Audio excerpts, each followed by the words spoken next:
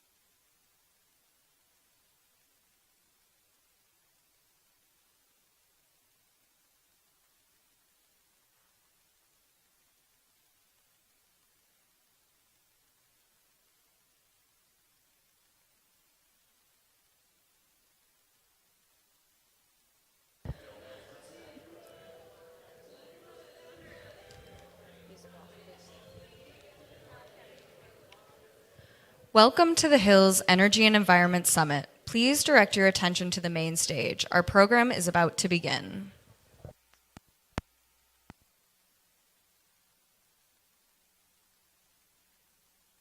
Trusted, credible, nonpartisan. The Hill's unbiased news and analysis on policy and politics is delivered straight to the halls of Congress with unparalleled engagement in the Beltway and beyond. A new administration, a new Congress, and a new position on the energy and the environment.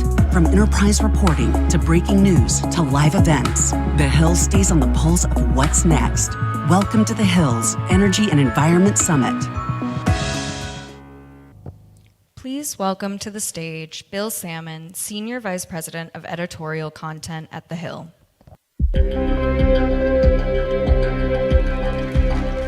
Thank you so much. Good morning and welcome to the Hills Energy and Environment Summit. I am Bill Salmon. I'm the SVP of Editorial Content at The Hill. And I'm understandably proud of our nonpartisan coverage, which hopefully you'll get a chance to see here firsthand today. You know, it's been, I think, 107 days since President Trump, on his first day in office, signed an executive order titled Unleashing American Energy. And in the 107 days that have ensued, he's done a lot of other stuff, too, when it comes to energy and environment. Let me just read a partial list here. Declared a national emergency, exited the Paris agreements, established a National Energy Dominance Council, reduced regulations on emissions, reduced subsidies for alternative energy sources, and of course ramped up fossil fuel production, also known as drill baby drill. I haven't even mentioned the tariffs and a lot of other stuff, but I think the question before us today is, what do all of these things taken together mean for the future of America's energy outlook? And what do they mean? What is their impact on the global climate governance landscape, if you will? These are complicated questions. Fortunately for all of us today, we have just the right mix of lawmakers and energy experts and environmental specialists to make sense of it all. Now, we also have some very important movers and shakers in this room today. So I would simply ask if you, and some of us I'm sure are expecting very important phone calls at various times, if you could please put your phones on silent mode. And if you do need to leave the room for whatever reason before our first scheduled coffee break, of course, if you could do that between our sessions, and also being mindful of the fact that we are going to be live streaming this to tens of thousands of people who I'd also like to take the opportunity to welcome now. So if you're watching on our live stream, if you're here in the audience, you can follow along on social media with the hashtag #TheHillEnergy. And I would be remiss at this point if I didn't thank our sponsor, Climate Power, for their generous support in making today's program possible. Today's interviews are going to be moderated by a couple of folks, including my old pal Mike Vaquera, who is the DC Bureau Chief of News Nation, as well as Rachel Frazen, who is the Hill's Energy and Environment reporter. By the way, Rachel and another Hill reporter, Sharon Udison, recently published a book on forever chemicals called Poisoning the Well. So congrats to the authors, Rachel and Sharon. And now, without further ado, please join me in welcoming to the stage Mike Vaquera. Some people call him Mike, some people call him Vic. I call him a great guy and an even greater journalist. So let's show some love for Mike Vaquera. Oh, hi, Bill. Thanks, Mike. Well, thanks very much, Bill, and thanks to all of you for being here in this beautiful, ornate setting. I was just told outside the Mayflower Hotel celebrating 100 years this year. So that's thrilling for a local Washingtonian, such as I am. You just heard Bill sort of run down the climate environment, political and policy environment that we're in right now. And we do have some very relevant and heavy hitter speakers here and some influential people that we're going to be chatting with over the course of this morning. Wildfires are getting deadlier, costlier, thanks to climate change. EPA shifts, these are some of the headlines, incidentally, from the Hill newspaper this morning. And we do still put out a print version of this paper when Congress is in, maybe a couple of times a week. Some of the headlines: wildfires getting deadlier and costlier thanks to climate change. EPA shifts scientists towards approving new chemicals and hints at future staff cuts is another article you'll find here. And 5 ways Trump reshaped energy and environment policy in his first 100 days, some issues I know that many of you are intimately familiar with. But anyway, I encourage you to pick up the Hill or go online and read some of these articles. So in his address to the joint session of Congress that we heard just recently and Bill referred to, President Trump vowed to rapidly ramp up fossil fuel and mineral production, all as he promised with that now familiar refrain of drill, baby, drill. And I remember when I was covering the House 20 years ago, a man named Mike Pence led sort of a rump takeover. Republicans on the floor during a recess chanting drill, baby, drill, and they refused to leave, I think for days on end. So this is a now familiar policy goal, a familiar refrain from Republicans. But let's hear directly from the president himself.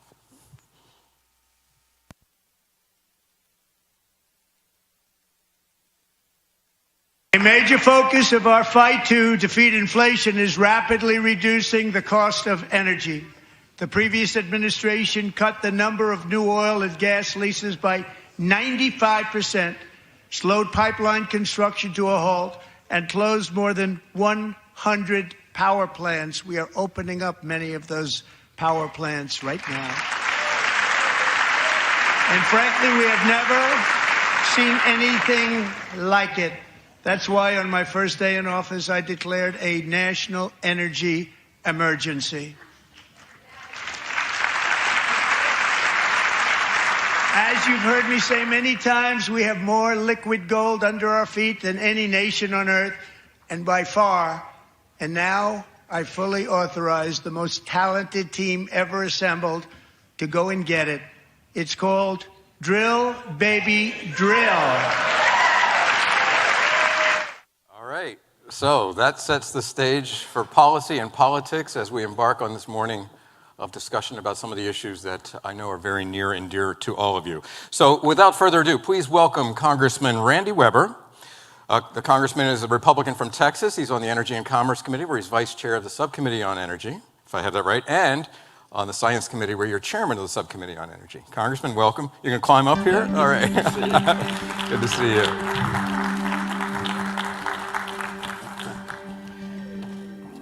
Congressman, there's a lot to talk about. Loving these boots. What are they made of? Alligator. No kidding. Yeah. Now, your district is south of Houston in that area. It is. Pearland? Pearland. Pearland, I'm sorry. That's all right. You're from the north. I'm from the DMV, yeah. Absolutely. You can always tell a Texan. You just can't tell him much. But I'm the upper Gulf Coast of Texas. We start at the Louisiana line, that other foreign country, and we go down the curve, 4 counties. We have 7 ports, Mike. We got more than any other member of Congress. Some have 4. We have 7. Just a little background about the district. We produce 65% of the nation's jet fuel, 80% of the nation's military-grade fuel, about 20% of the nation's gasoline east of the Rockies. My 7 ports don't include the Port of Houston. If you go up to Galveston Bay, how many of y'all been to Galveston? Some of y'all been to. We want y'all to come back and spend lots of money. Yeah. But if you include the Port of Houston, which comes up to Galveston, sure. It's 8 ports. Now it's like 40% of the nation's gasoline east of the Rockies. It's still 80% of the nation's military-grade fuel, and it's 75 to 80% of the nation's LNG. So we are energy. Energy. You're also trade with those ports as well. We are. Yeah, sure. So the Energy and Commerce Committee is the right place for you to be. Well, I think so. Yeah, and there's a lot on the table these days heading into the session. I haven't heard. Yeah, especially heading in the next couple of weeks when the big, beautiful bill, quote unquote, is being considered, and a lot of implications for your district and districts around the country, sure. as well as with the president's policies, and let's get into that right now. Let's start with how you would evaluate the last 3 months, major policy shifts, major shifts in politics on energy and environment. Well, America moves on energy. Am I done? Yeah, that's your out cue. Okay. Yeah, thank you, Congressman. You're very welcome. So America moves on energy. Now, our enemies across the world, they don't care about standards for pollution or air quality or none of that kind of stuff. We do. I think Republicans get beat up sometimes because they think you don't care about the climate or you don't care. That's not true. I've got 3 kids. Where's Rachel? Rachel, where'd you land? I was talking to her earlier. I was telling them I've got 3 kids. She's back over here. I'm surprised she'll admit she knows me. We've got 3 kids, all girls except 2 boys. And you'll catch that later. And sorry. 8 grandkids and 2 great-granddaughters. We want a clean environment. We want pollution-free as much as possible. But we've also got to produce energy for Americans. Everything, oil, petroleum, basically everything you touch or use, notebooks, boots included, they all have a lot of petroleum background to them, okay? Our enemies across the world don't care about that. They're going to produce oil at the cheapest they can, whether it affects the economy, whether it affects their pollution or their children, they don't care. We care in America. I'm a grandfather, we care. So it's important to us what we're doing. Produce that energy, produce it cleanly. We've got to get where we have enough energy that we don't rely on Russia. We can talk about uranium too, for that matter, where we don't rely on Venezuela, where we produce all of our energy here. You often highlight the importance, as you sort of just touched on then, of reliable and affordable energy. How do you balance that with growing concerns about another thing you just touched on? Well, I'm not sure if you would stipulate to climate-driven weather events and the need for long-term environmental resilience. Everybody, I think, is really, they ought to be cognizant of and thinking about a clean environment. And I'm not a meteorologist, but that you hear what these guys talk about. They had an ice age back, glaciers were melting 20,000 years ago, whatever it is. Right. So I don't know. Yogi Berra once said, the problem with predicting is you're dealing with the future. So will the ice be melting again? Will we see sea level rise? Will we see storms more and more and more? Will they subside in 6 years, 10 years, 30 years, 150 years? Who knows? All we know now is the present now, where we can produce that energy the cleanest that we possibly can, keeping in mind that there's enemies out there that would love to kill us, literally love to kill us. Clean energy. Give me an example of clean energy in your mind. Well, clean energy for us, of course, EVs are good. Now you're seeing the tax. EVs are good. EVs are absolutely, they're good. You betcha. EVs are good. They're going to have to start paying some more tax because, for one thing, they had credits, where they got rebates. Sure. They don't pay a gasoline tax. Some of y'all may not have thought about that. I'm told they have heavier rubber tires, which means more wear and tear on the highway. Or heavier cars overall. Or heavier cars, absolutely. When I was on Transportation Infrastructure Committee, we talked about a bill to increase the number of vehicles that those big 18-wheelers could carry to include EVs, which are way more, so that they could get more into the car dealerships at a cheaper, lower rate without having to have another 18-wheeler on the highway, more expulsion of gases, for example. So that's one way, EVs. When you want clean energy, natural gas is clean energy. And folks, nuclear is clean energy. I was in the Texas House for 4 years before I got demoted to Congress, and I had South Texas Nuclear Project in my district there in Matagorda County. I have been there in 2010 with staff and watched them change out spent nuclear fuel rods with our own eyes. It's fascinating to see what they do. They can do it cleanly, they can do it safely. Ladies and gentlemen, there is no cleaner energy than nuclear energy, okay? And it's reliable. Solar is not, wind is not near as reliable as nuclear. It's been 30 years since a new nuclear plant, Vogtle, right, has been done. We have 2 in Texas, Comanche Peak and South Texas Nuclear Project. STP was in the process of getting units 3 and 4 on the board with the NRC when Fukushima happened in Japan in 2011. Mm-hmm. And their investors drew back, from Japan and decided not to go with units 3 and 4. Clean energy is just that. It is wind, it is solar. Some of y'all know Texas is the #1 wind energy state in the country. The #1 solar panel state in the country. I was in the Texas House when we spent, I think it was $8 billion to move power lines, transmission lines from West Texas down to the grid, into the grid, so that we could have wind energy. The Texas legislature was very, very futuristic in that regard. I'm going to drill down on what's on the table in these coming weeks.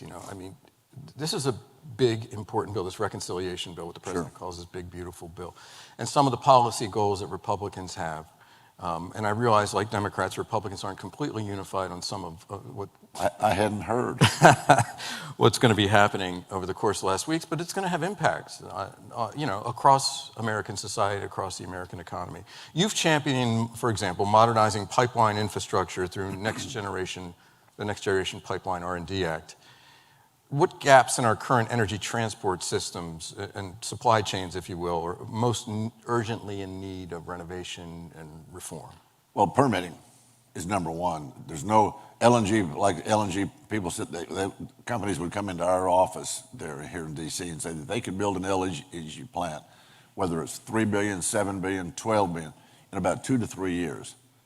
It would take them to get the permit sometimes 5 or 6 years, and their investors get really nervous. And what happens to the price of money the longer you have to hold on to it? It goes up. Pardon me. So that affects the price, for example. You remember the Keystone Pipeline. I'll give you an example. I talked about 18-wheelers on the highway. Yeah. The Keystone Pipeline, which, and I talked to President Obama, to his credit, when he came into office 2009. Actually, I came in 2012 when he was reelected. He came, to his credit, he came and spoke at the Republican conference. I got to meet him personally and introduced myself to him, thanked him for being there. Said, look, you're thinking about the Keystone Pipeline. It comes into my district and the Gulf Coast of Texas. We'd love to see that permit, get approved. He says, well, I'm thinking about it. Of course, ultimately, he did not approve it.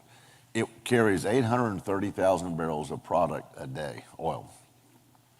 If you used an 18-wheeler, a tanker, some of y'all have seen, we see tankers on the highway all the time in Texas, a big 18-wheeler long tank, 7,000 gallons or 9,000 gallons, it depends on which one it is. If you wanted to carry that many barrels of oil a day, it would take 5,000 tankers on the highway every day to match the Keystone Pipeline. Don't we care about diesel exhausts? So we want pipeline permitting reformed. We want it as quickly as possible. All right, let me ask you this then. Is that something Congress has to get done, or the president can do through executive order? Well, it depends on how it's done. I think a lot of these, you're seeing him combine some of these things with the Department of Energy. Because there was an EO on permitting reform. Say that again? There was an executive order on permitting. There was. You're seeing him combine some of these agencies in doing that. Uh-huh. If he can reduce those times, if it doesn't violate any of our laws that we've passed, if he can get it done that quickly, sure, absolutely, let's get that done. Time is of the essence. we've got a $36 trillion plus dollar deficit. How many of y'all could operate, at home if you had, choose a number, $1 million deficit, and you were having to pay your charge card interest on it at 20%? You wouldn't last very long. Just taking a step back and look at the bigger picture, what are you're on the Energy Commerce Committee, you're on the Science Committee and the Subcommittee Chair on Energy. What are your top legislative priorities in the short term here and in the longer term? Well, energy is number one, pipeline research. Excuse me. Pipelines so that we get them a lot cleaner, safer, more efficient, and quicker, so we can move product around. And then, of course, we're trying to do away with Medicaid and Medicare. That's not correct. Texas is one of the few states, I forget there was 8 or 10 of them, that didn't take Medicaid expansion under Obama. And so what we're seeing is that there are some able-bodied young male adults that are on Medicaid who ought to be out getting a job or ought to be going into the exchanges. There's no reason the federal government should be sending money to the states to pay for somebody, and I don't mean to be sexist about it, it can be able-bodied young females as well, who just want to be on Medicaid because they don't want to have to pay for their health insurance. I've got kids, I've got grandkids, did I mention we pay for our own health insurance.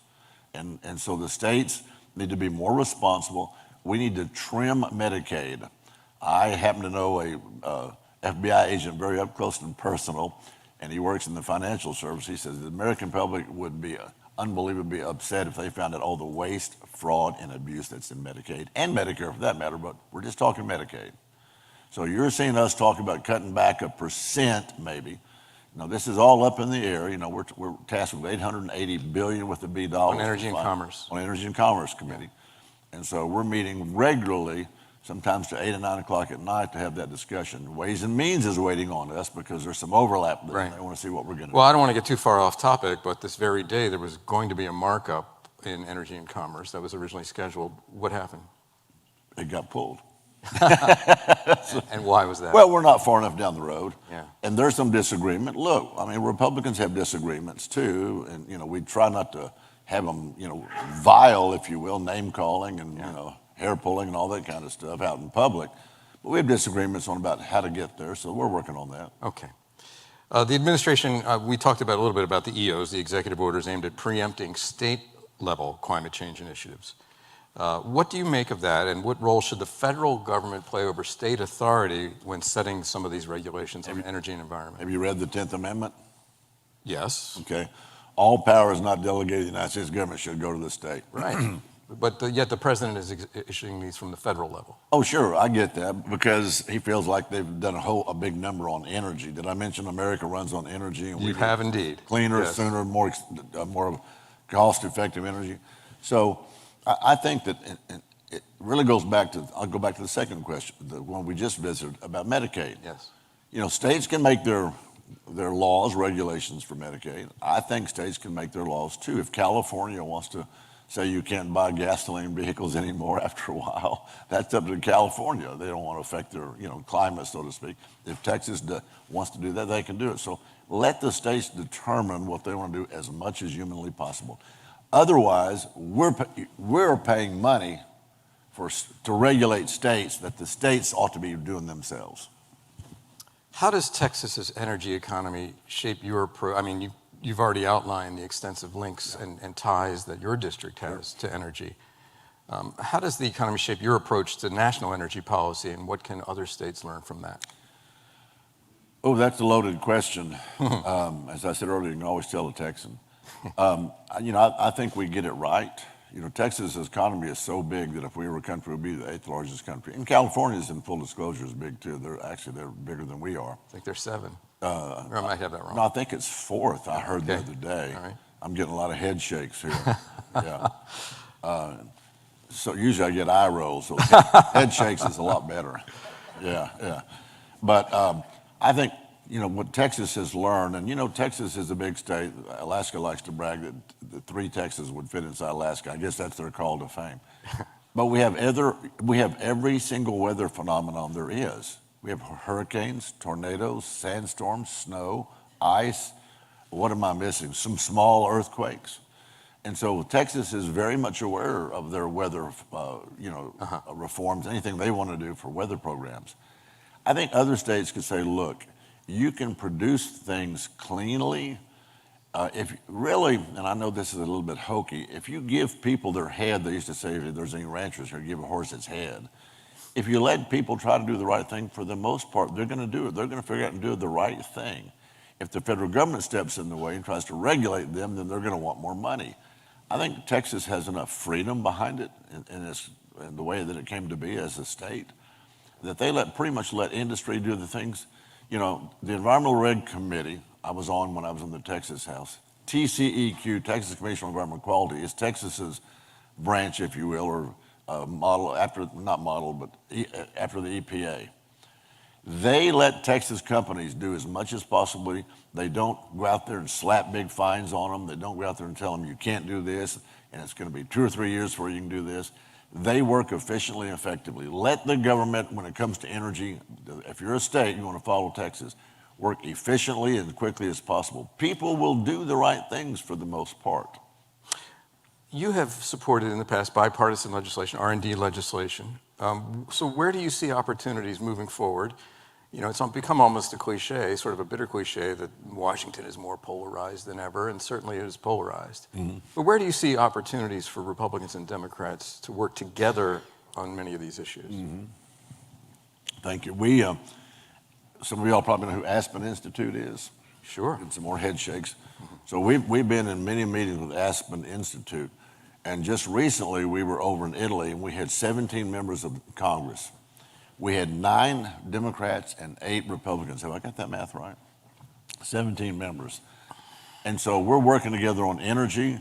We're seeing a lot of getting together on these kinds of regulations. Now, in full disclosure, a lot of the Democrats don't like President Trump's methods. You know, they don't like what he's doing with executive orders, for example. But in terms of energy and knowing which way we need to move and head that way, we're getting some collaboration. Okay, we've got a couple minutes left, so I want to go through the lightning round, okay, if I could. All right, so if you had a magic wand, if you had a silver bullet, whatever, take your pick, pixie dust, sure. Cut through all the red tape, cut through all the politics to pass one energy-related bill tomorrow, what would it be? Well, it would be a big bill. So, you know, how many of these do you want to cover?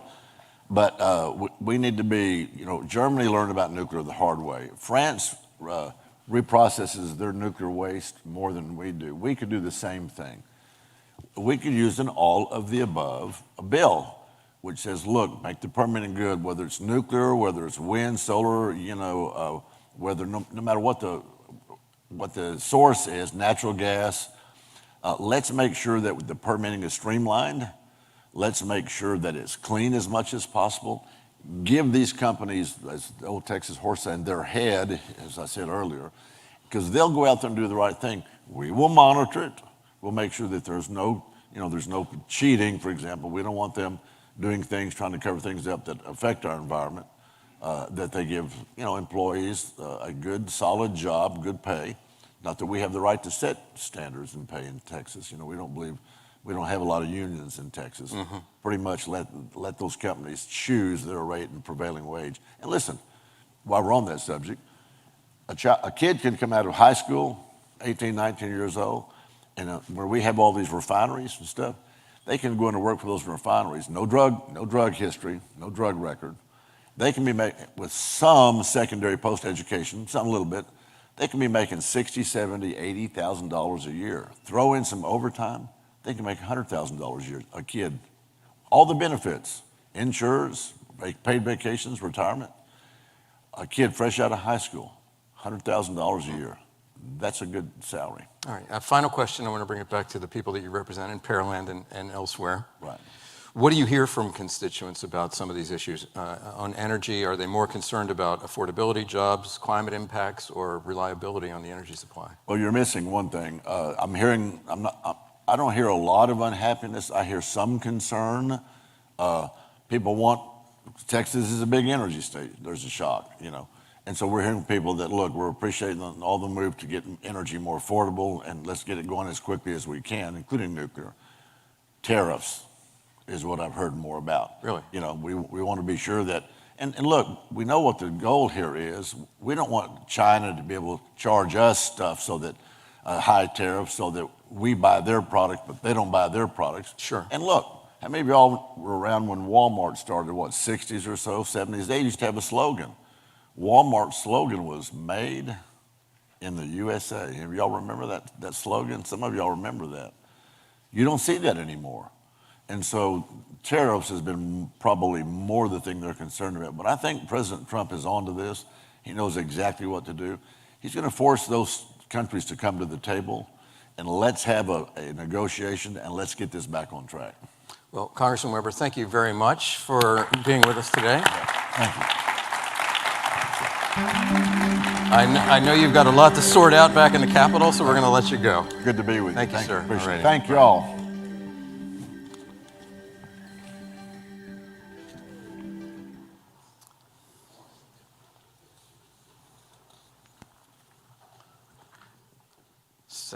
Senator Ed Markey, everybody.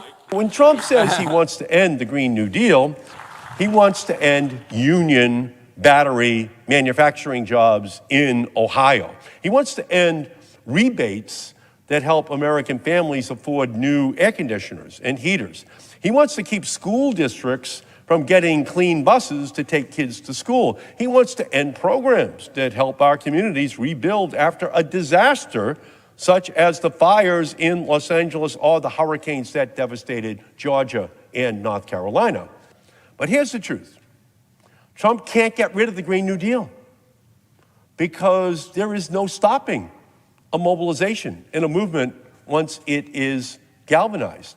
The Green New Deal doesn't stop until the climate crisis stops.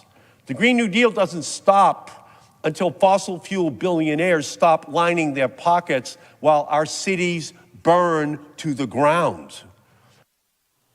Well, there he was up there. Here he is right here. Senator Ed Markey. I've got an intro for you, so I'm going to read it. Come hell or high water here. Welcome to the stage, our next guest, Senator Ed Markey, an environmental and energy steward, author of the Green New Deal. He's also co-chair of the Senate Climate Change Task Force and a member of the Senate Environment and Public Works Committee. Long ago and far away, I worked as a reporter in the House of Representatives when Mr. Markey was a member of the House, and now is up on Mount Olympus in the Senate. So it's good to see you, sir. No, great to be with you again. Alrighty.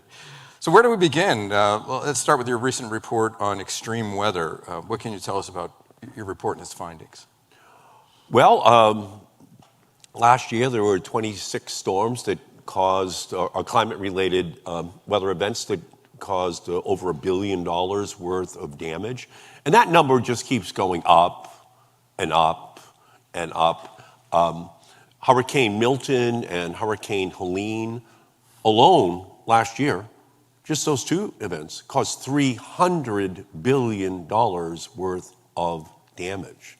The fires in LA caused $135 billion worth of damage. So that's $435 billion in damage just related to 3 events in the very recent past. And it's only getting worse. It's only intensifying. The planet is running a fever. There are no emergency rooms for planets, so we have to engage in preventative care. And meanwhile, Trump is proposing to cut the FEMA budget, to cut the NOAA budget, which is the early warning system for what is happening. So it's the world upside down, where reality is making it very clear that the danger is only increasing, that the flooding, the fires, the intensity of the storms are only growing, and yet Trump and his MAGA minions live in a world of denial that ultimately is going to come back to haunt the lives of ordinary families, ordinary businesses all across this country, and by the way, all across the world, because we should be the world leader. You co-chair, as we mentioned, the Senate Climate Task Force that aims to elevate climate policy in the minds of many Americans and American voters. So what specific outcomes are you hoping to achieve through this organization? Well, the goal obviously is to put a focus on what Trump is trying to do. The natural gas and oil and coal industries are in a panic. The 2022 IRA, Joe Manchin got naming rights to that because he gave us his vote, so it's called the IRA. I would have called it the biggest climate bill in the history of the world. So just in the last 3 years, there's been $400 billion worth of investment that came out of that bill. 400,000 new jobs that have been created. And last year, 2024, 94% of all new installed electrical generation capacity in the United States was wind, solar, or battery. 94%. If you're the natural gas industry, you can't allow that to happen for the next 10 years in a row, because that says that it's very clear people don't need more natural gas. And that's why the Trump administration is trying to kill offshore wind all along the east coast of our country.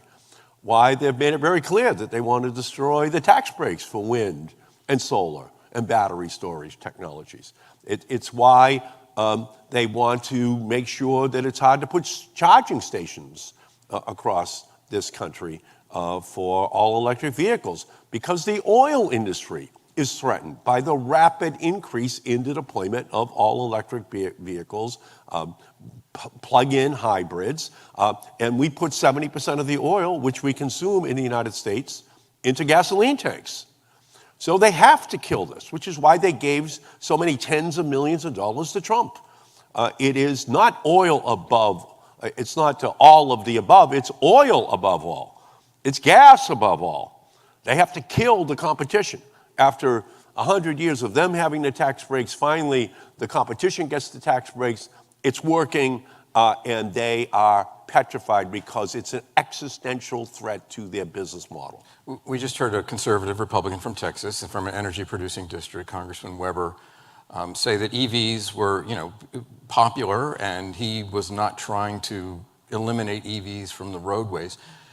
It sort of raises a question in my mind. He may not be, but Trump is. Right. I mean, it's not him. It's Trump. Well, it's Chris Wright. It's his entire. It's Lee Zeldin. It's this cartel. I mean, Trump didn't appoint a cabinet. He appointed a cartel to try to advance the oil, gas, and coal industry agenda. So he may say that he likes EVs, but that's not, in fact, what the policy is of the Trump administration. They're coming for that industry. Well, you sort of alluded to the IRA and the billions of dollars that were dedicated to some of this renewable energy and EV tax credits and the like.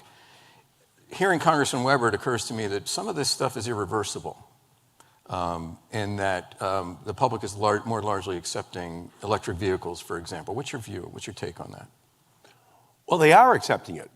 What they're trying to do, that is the Trump administration, the oil and gas industry, is they're trying to slow it down. They want to buy more time at the other end. Eventually, inevitably, inexorably, yes, we're going to move to wind and solar. We're going to move to all electric vehicles. We're moving to a smart grid. We're moving to all those things. But they want it to occur in 2050, 2060, 2070. You stipulate that they want it to occur at all. They don't want it to occur at all. They want to protect their business model. And their business model is keeping America and the world addicted to fossil fuels. So what they're attempting to do is to also have a free pass for drilling for oil and gas in our country, and then to export it around the world, to keep the rest of the world addicted as well, rather than being the leader saying, no, we should be moving to renewable energy resources totally in Europe and other parts of the world. Instead, they are trying to kill that innovation in our country. And by the way, they can't kill it totally, because China last month announced that they have a new charging capacity that they can recharge a battery in a car in 5 minutes. So it's not going to go away. It's just that the United States' role in it is going to go away if Trump has his way. In the same way that his cuts in NIH funding for research for Alzheimer's and diabetes, if you slash that, we might as well put a bow on top of the gift package to China, handing over the clean energy industry and the biotech industry to them.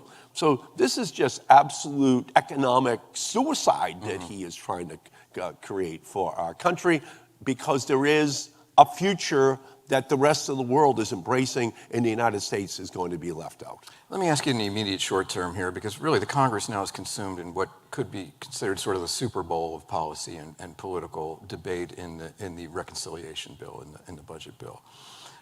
What are your goals? What are you trying to promote? What are you trying to stop from happening as the Congress considers this major piece of legislation that really may be the president's last bite at the apple to enact his energy and environment reforms, his permitting reforms, his regulation reforms, given that the midterms, who knows which way that's going to go?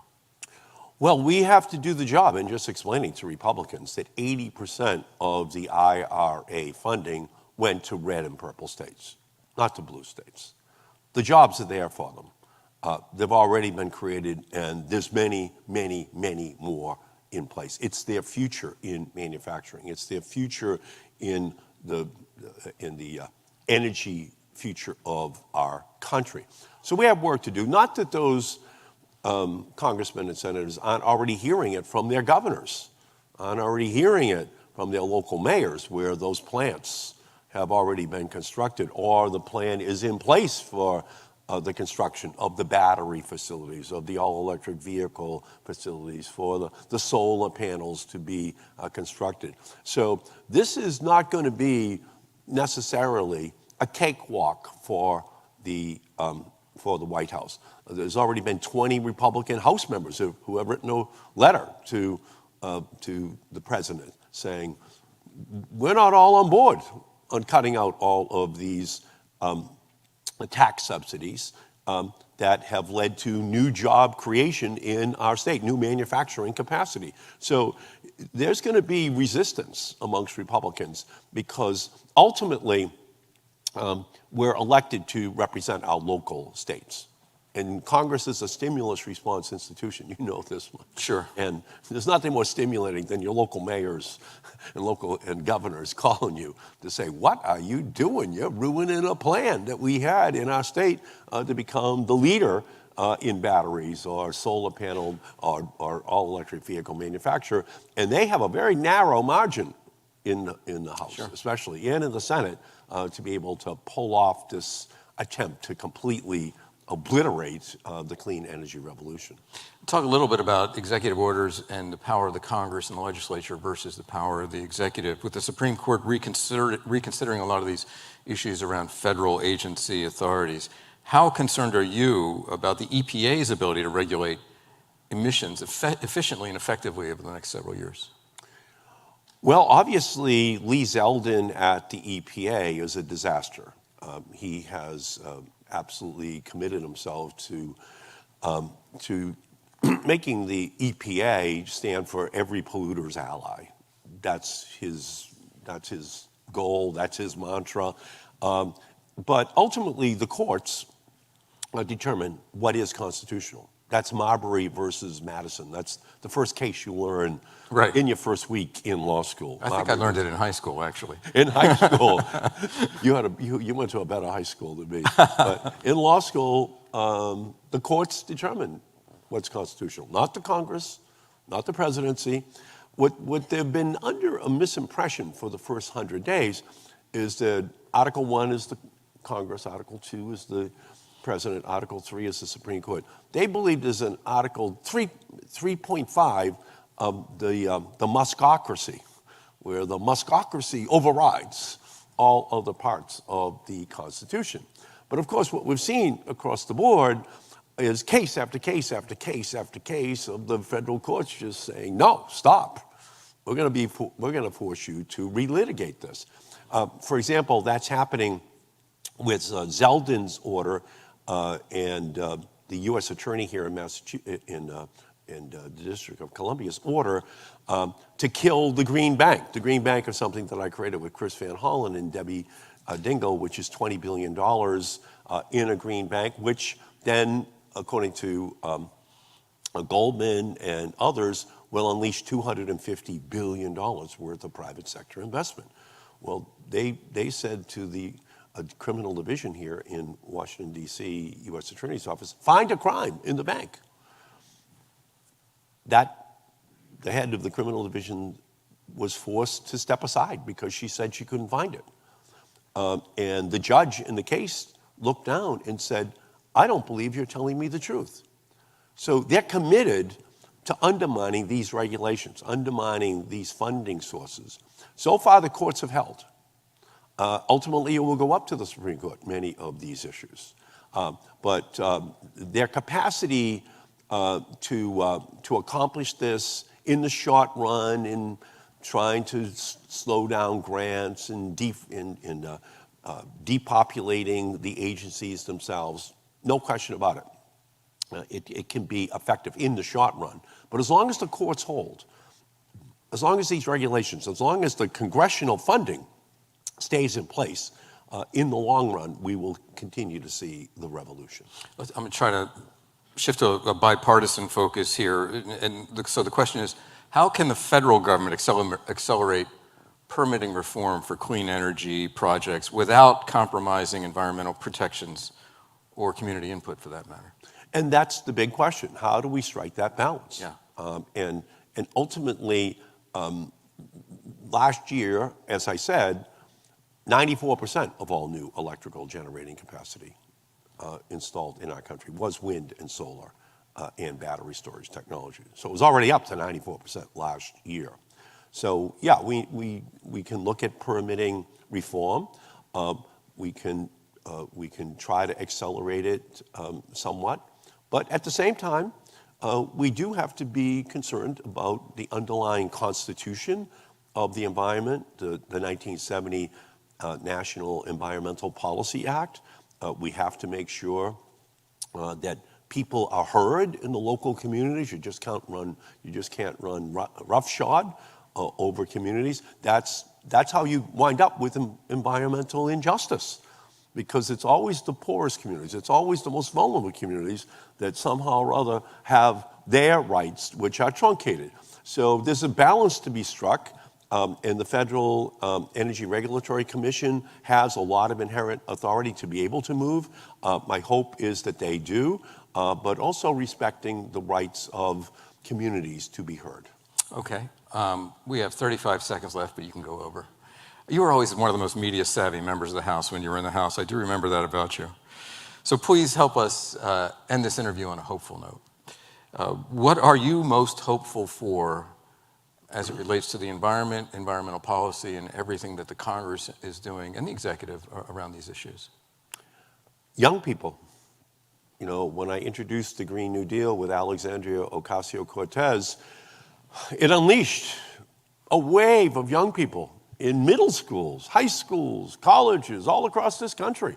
It created a movement that moved right into the 2020 election, which then had almost a bidding war by all of the Democratic presidential campaigns as to which one would do the most to deal with the climate crisis. And in 2026, you're going to see that wave again. Every headline is just another spur to young people to get back in this game, to get motivated. They're not going to agonize. They're going to organize. That's what's coming towards the 2026 elections. And all of these Republicans that think that they can vote to slash all these clean energy programs with impunity, they should reconsider, because otherwise they're going to be looking for a new job after the next election.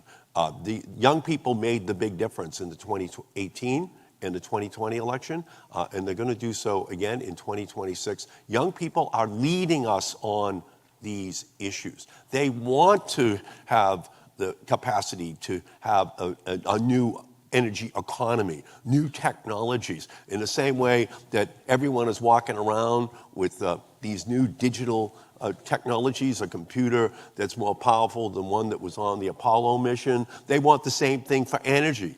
This took 10 years.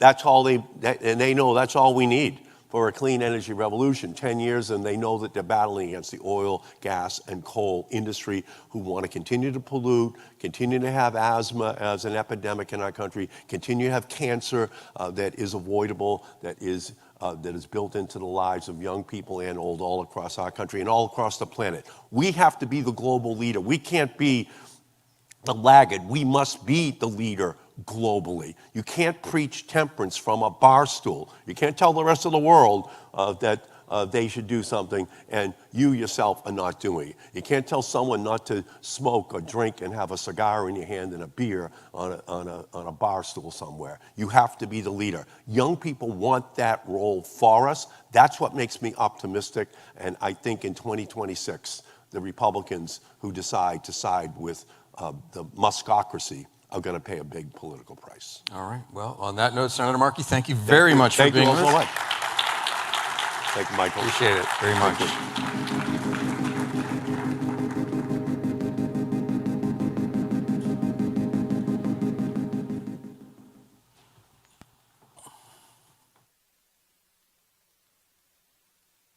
What I'm seeing in terms of AI compute is I've never seen any technology advance faster than this. The artificial intelligence compute coming online appears to be increasing by a factor of 10 every 6 months. Like, obviously that cannot continue at such a high rate for forever, or it will exceed the mass of the universe, but I've never seen anything like it. And this is why you see NVIDIA's market cap being so gigantic, because they currently have the best neural net chips. I mean, I think didn't NVIDIA's market cap exceed the GDP of Canada or something recently? Anyway, it was quite high. So, yeah, it may go higher, who knows? The chip rush is bigger than any gold rush. We really are on the edge of probably the biggest technology revolution that has ever existed. There's supposedly a sort of a Chinese curse, may you live in interesting times. Well, we live in the most interesting of times, the most interesting. Well, from Senator Markey's lips to your ears, you heard from the man himself, Elon Musk. So now let's please welcome to the stage our first panel in conversation with my colleague, Rachel Frazen. She's joined by Alice Hill. How do you do, sir? A senior fellow of the Energy and Environment Council on the Council of Foreign Relations. Hi. Leslie Jantarasamy, Vice President of Research and Industry Strategy at Smart Electric Power Alliance. And Sean Gallagher, he is the SVP of Policy at Solar Energy Industries Association. Welcome to all of you. Rachel, take it away. Thanks, Mike. Everybody, thank you for being here with us. First of all, can you tell us who you are, what you do, and how the Trump administration is impacting your work? Sean, we'll start with you. Sure, thank you. And first of all, thanks so much for having me here today. Really appreciate the opportunity to be here. I'm Sean Gallagher. I'm the Senior Vice President for Policy at SEIA. SEIA is the National Trade Association for the Solar and Storage Industries.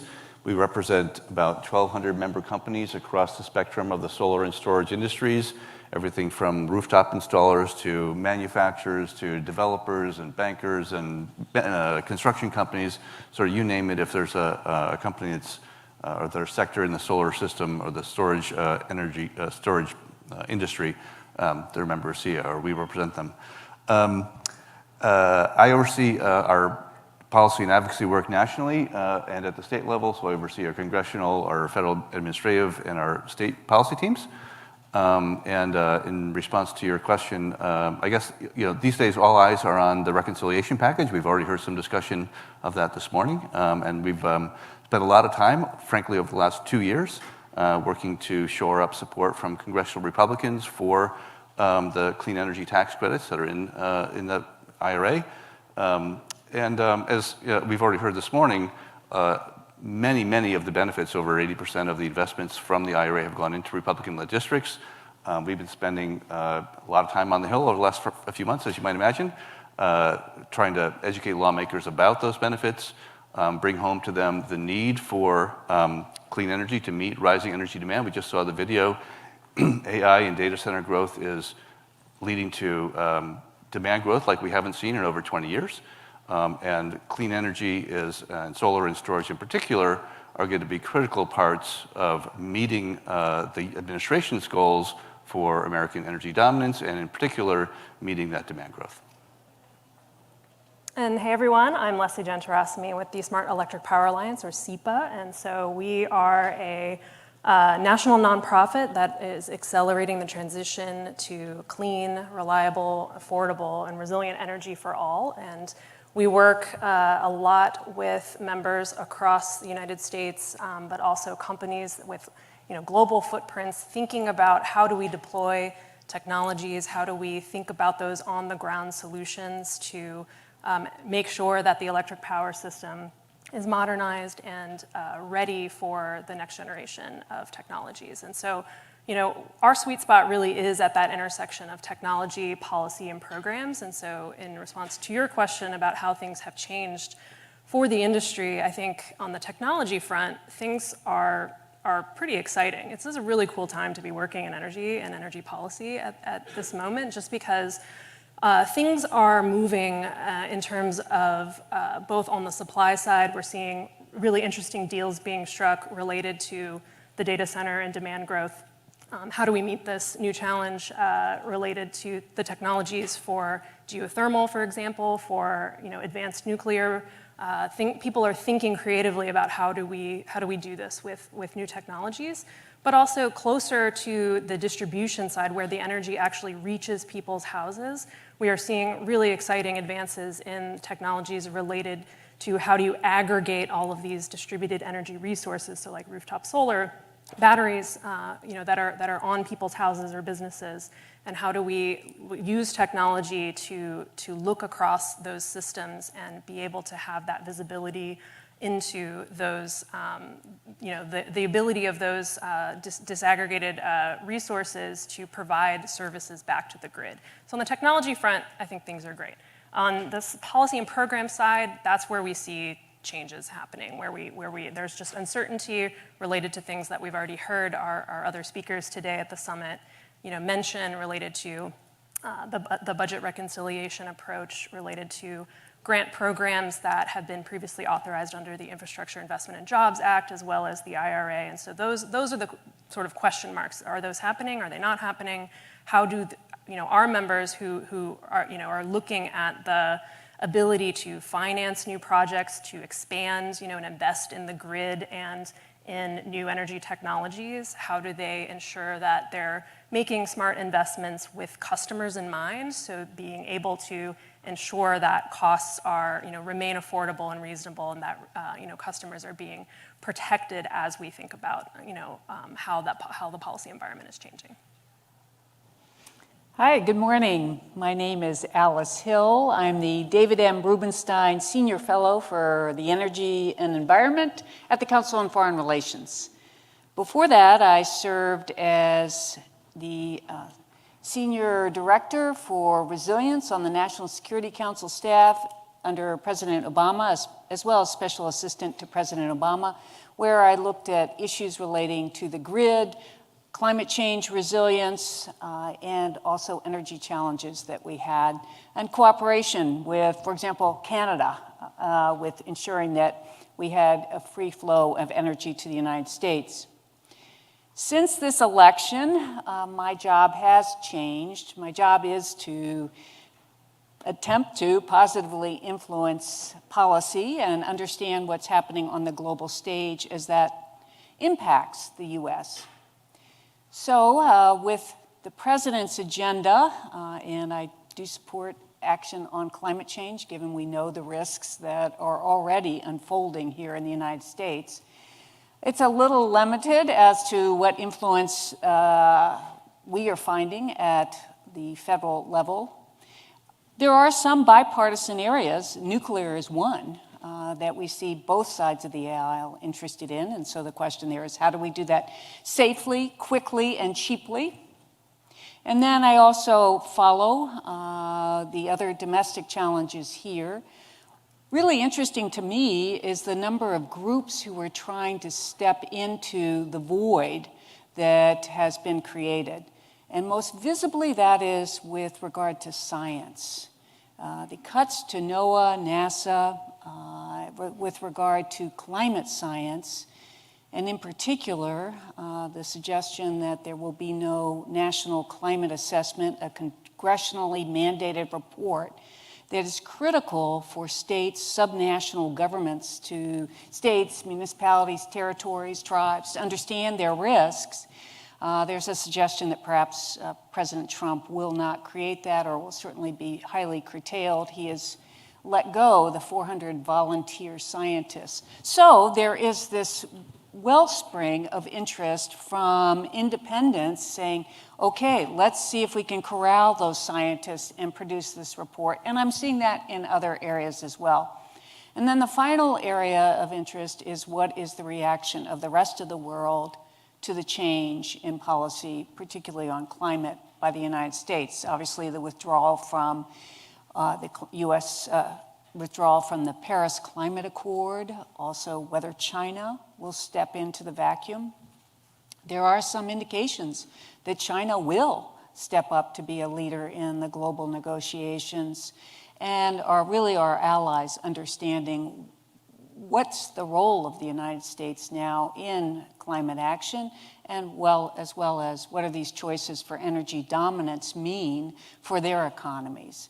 Lots to watch for, really rapidly changing landscape, and so that's how my work has altered rather dramatically just in the space of 100 days. Well, Alice, I want to ask you about what you just said about the National Climate Assessment. As we know, those scientists were dismissed. So is that the end of, I guess, climate science in the US, or this climate report, or do you think that scientists will band together and figure out a way to get this information out? Well, I am hopeful, and I was contacted yesterday by a group that has been working on that delta between climate science and really science that can be applied on the ground. And this group had been long-lasting, and they are thinking about taking up this challenge. Stepping back, the cuts to science, I believe, are among the most serious things that have occurred. If you look at the last 80 years of our nation, it's been built on innovation. And how has that innovation occurred? Because the federal government has made substantial investments in science, in research and development. And how have they done that? They've done that through the universities. The universities have done this basic research science, and then it's spun off to help Mr. Musk create Tesla, to help all sorts of innovation. And that has also been a magnet for the world's brightest brains. We have really seen our immigration of engineers, scientists, has propelled our economy to make us the richest nation in the world. We're seeing a dramatic cutback in immigration of those scientists. We're seeing Canada, Australia, France, the EU recruiting our scientists, whether they're here on a green card or whether they're homegrown, recruiting them to move to do the science elsewhere. And that, in my opinion, and I think the opinion of many economists, will cost us greatly in terms of our long-term economic stability and long-term economic picture. Sean, I wanted to go to you, and I wanted to ask you about the IRA tax credits. Are the solar credits on the chopping block? And if so, what does that mean for your industry? Yeah, it's a good question, and it's one we've been preparing for really ever since the IRA was enacted 2 years ago, right? You saw once the Republicans took control of the House in 23, there were several attempts to repeal the IRA outright, and so we've been talking to folks on the Republican side of the aisle, really since days after the IRA was enacted to help shore up that support, demonstrate to them the benefits that the IRA brings to their districts. And I think what we can do is sort of do the work to bring it home to them. I think one thing that's changed and one thing that's really relevant to the conversation today is this growth in energy demand, right? I was down at a couple of weeks ago in Houston at CERAWeek, the biggest oil and gas conference in the country. All of the discussion was about data center and AI-led electricity growth and how that growth was going to get met. Well, the fact of the matter is 85% of all the new electricity generation resources that were brought online last year were solar and battery storage. 75% of the most advanced projects in the interconnection queues to come online over the next several years our solar and battery storage projects. Gas turbines aren't available, right? Everyone would like to do more gas. If you don't have a gas turbine on order, you can't get it for 3, 4, 5 years, right? And you don't have to listen to me to say that. You can listen to John Ketchum, the CEO of NextEra, right? They're the biggest natural gas power plant builder in the world. So what are we going to do to meet the growing demand? What are we going to do to meet the president's goals of achieving energy dominance? How are we going to sustain the renaissance in U.S. manufacturing that has occurred over the 2+ years? You know, in the last 2 years, our module manufacturing capabilities in the U.S. has grown from 7 gigawatts to 50 gigawatts. So we are bringing back solar manufacturing and battery storage manufacturing from China. And as the module manufacturing has grown, so now is the rest of the supply chain. So cell manufacturing is starting to grow. Wafer manufacturing is starting to grow. All the other associated components of the manufacturing environment are starting to grow. There are module manufacturing plants in Georgia. There are power electronic manufacturing facilities in Texas and South Carolina. There is steel that's going into solar in West Virginia. There are tracking. These are the steel that rotates the panels in Texas and elsewhere. And you'll probably notice that the states that I've mentioned are mostly Republican-led states. So a very large proportion of the manufacturing investments that have gone into the country in the last 2 years have gone into Republican-led states and districts. They're creating, we've seen an increase of about 29,000 manufacturing jobs. We see that manufacturing growing to something like 100,000 over the next several years. If we want to sustain that manufacturing, if we want to win the race for AI, if we want to beat China, we need the power, and the way to bring that power online, and the way to bring enough power online to meet that growing demand is to rely on solar and storage, particularly in the near term. You know, we used to joke that natural gas was a bridge to renewables. Now the line is renewables are a bridge to natural gas. So my view is that the road to energy dominance runs through solar and storage. Yes, we completely agree with the congressman that we need an all-the-above energy strategy in this country, but a big part of that's going to be solar and storage, and if we're going to meet the energy demand, we need to do it tomorrow, because that's what's available. And when you make that case to Republicans, one, are they receptive? And two, do you think that they are willing to fight, maybe even against their own party, to preserve these credits? You know, a growing number of House Republicans has indicated that they're interested in maintaining these credits. You saw Mr. Garbarino led a letter last summer, had, I believe, 14 signers on it, 18 signers. Letter this spring had 21 signers on it. We saw a similar letter from Senator Curtis in the Senate. And so I think these messages and this need is really starting to come home for many members of Congress.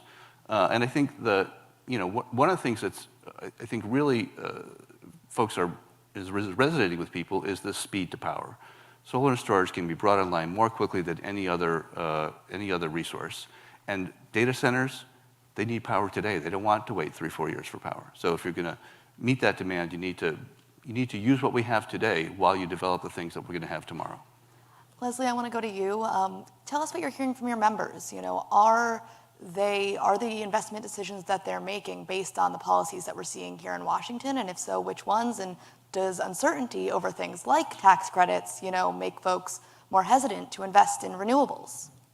Sure. Well, I think that kind of big picture here, we're on a very large ship in terms of the decisions and technologies that utilities and our members and others are thinking about deploying on their systems, right? So it's very hard to just quickly pivot, right? So there are decisions that have been sort of already in the pipeline that are going to be deployed on the system. So we're seeing lots of investments continue in renewables and in batteries and in the deployment of electric vehicles and other things that affect how distribution and how energy gets to the consumer. And so those things, maybe invite me back in a year, and we'll talk about maybe some of those differences and how that has played out. But I do think that it is an environment of uncertainty, and so that does make people kind of step back and say, okay, well, how quickly am I going to deploy? There are certain, projects that they had, an interest in pursuing, but maybe that's not a 2025 play. Maybe that's, a few years from now. And so I think we'll start to see, how that data, shows up in the next couple of years in terms of how. But at the same time, we're seeing pressures, from this increased demand growth that say there's no time to waste. We need every single electron possible on the system now. And so that's where we start to get squeezed and start to, our members are saying, how do we balance all of those things? State regulatory, agencies and bodies are thinking about how do we create frameworks and, approval processes for projects in a way that, again, protects customers, makes sure that the rates, are not seeing shocks from the kind of simultaneous squeeze of the need to, accelerate investments in the system, make the system bigger, expand it, modernize it, and also kind of pulling back to Alice's point about the science and the climate. And this is where I really think, where the environment meets the energy conversation here is around understanding the changing environment and the increasing frequency of extreme weather events, wildfires, other things that put pressure on electric power and other energy infrastructure. Those things are real, and our members, utilities, and state PUCs and others are really grappling with how do you respond to changing threats and risk profiles in your system, as well as how do we then expand and make sure that we have the energy ready to go when it's needed. And what do you see as, I guess, the biggest hurdles in getting more projects online? Is it interconnection queues? Is it permitting? Is it tax credits and, securing financing? And what can be done, if anything, about those problems? Rachel, just like energy technologies, it's all of the above, right? It's all of those things are really important. And, there are some geographical differences, certain areas of the country may be, more congested in terms of like the project buildup than others. But I do think that all of those play a really important role. Alice, going in a little bit of a different direction, I believe some of your background is in resilience and natural disasters. Can you talk to us, what do you make of this administration's efforts to maybe even eliminate FEMA, and what impact are things like that going to have on the American people? Well, there is discussion of shifting the paradigm. So the current paradigm has been that the federal government essentially comes in after a disaster and gives a lot of assistance. It's public assistance. It's assistance to the community to rebuild a hospital. There's not that much to individual households, something like $2,000. But over time, that's really since Dwight Eisenhower, we've shifted the paradigm away from the localities. It used to be philanthropy, or your local government would help you out after a disaster. And then actually with President Hoover and then President Eisenhower, we've just grown, and now it's pretty much the federal government is the cavalry that rides to the rescue. That has created a moral hazard.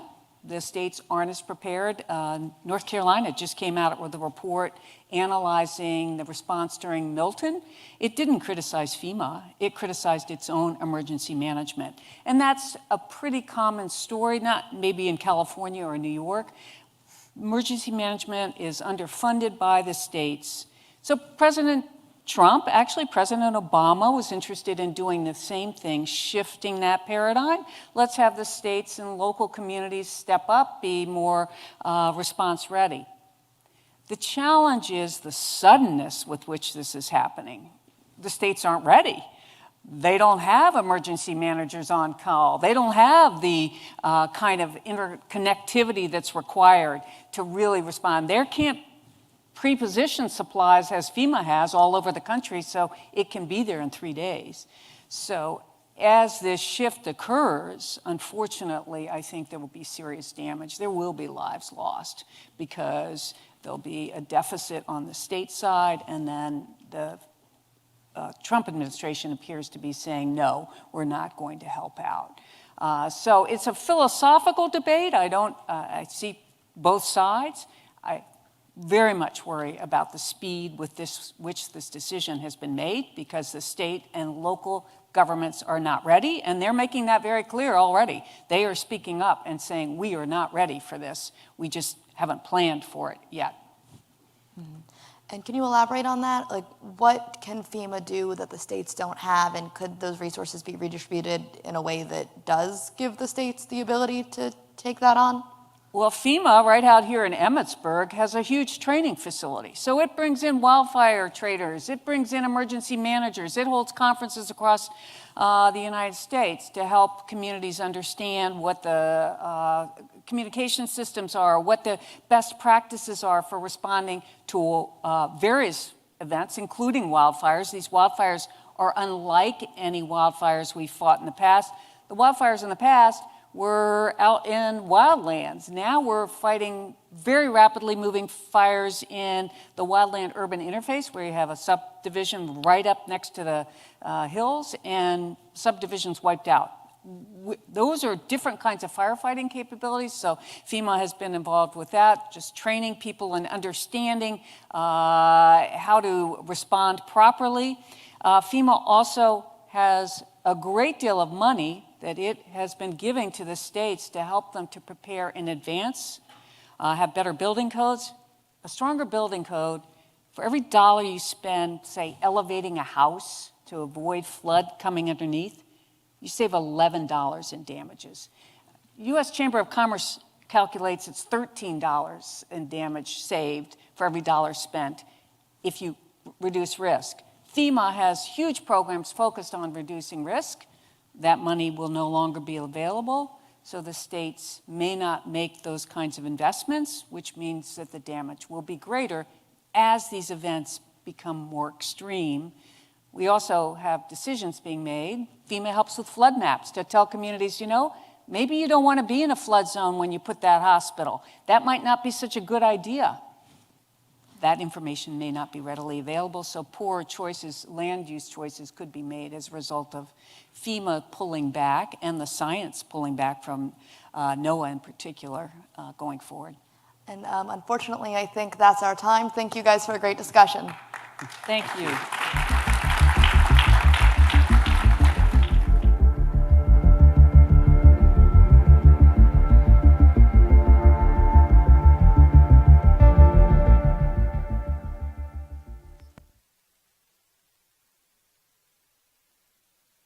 Of course, I reject the label clean tech. That's just a marketing term. Okay. I think what that means is lower greenhouse gas emissions, but much more material intensity, much more land intensity, and intermittent. Solar panels. Okay. So, and you're right, China is huge in the manufacturing of these systems.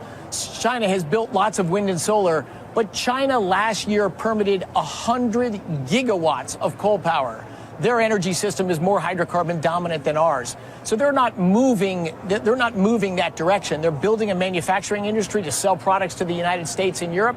So far, I would say it's worked for them better than it's worked for us. The United States gets just over 3% of our primary energy from wind, solar, and batteries. 3%. Hundreds of billions of dollars for 3%.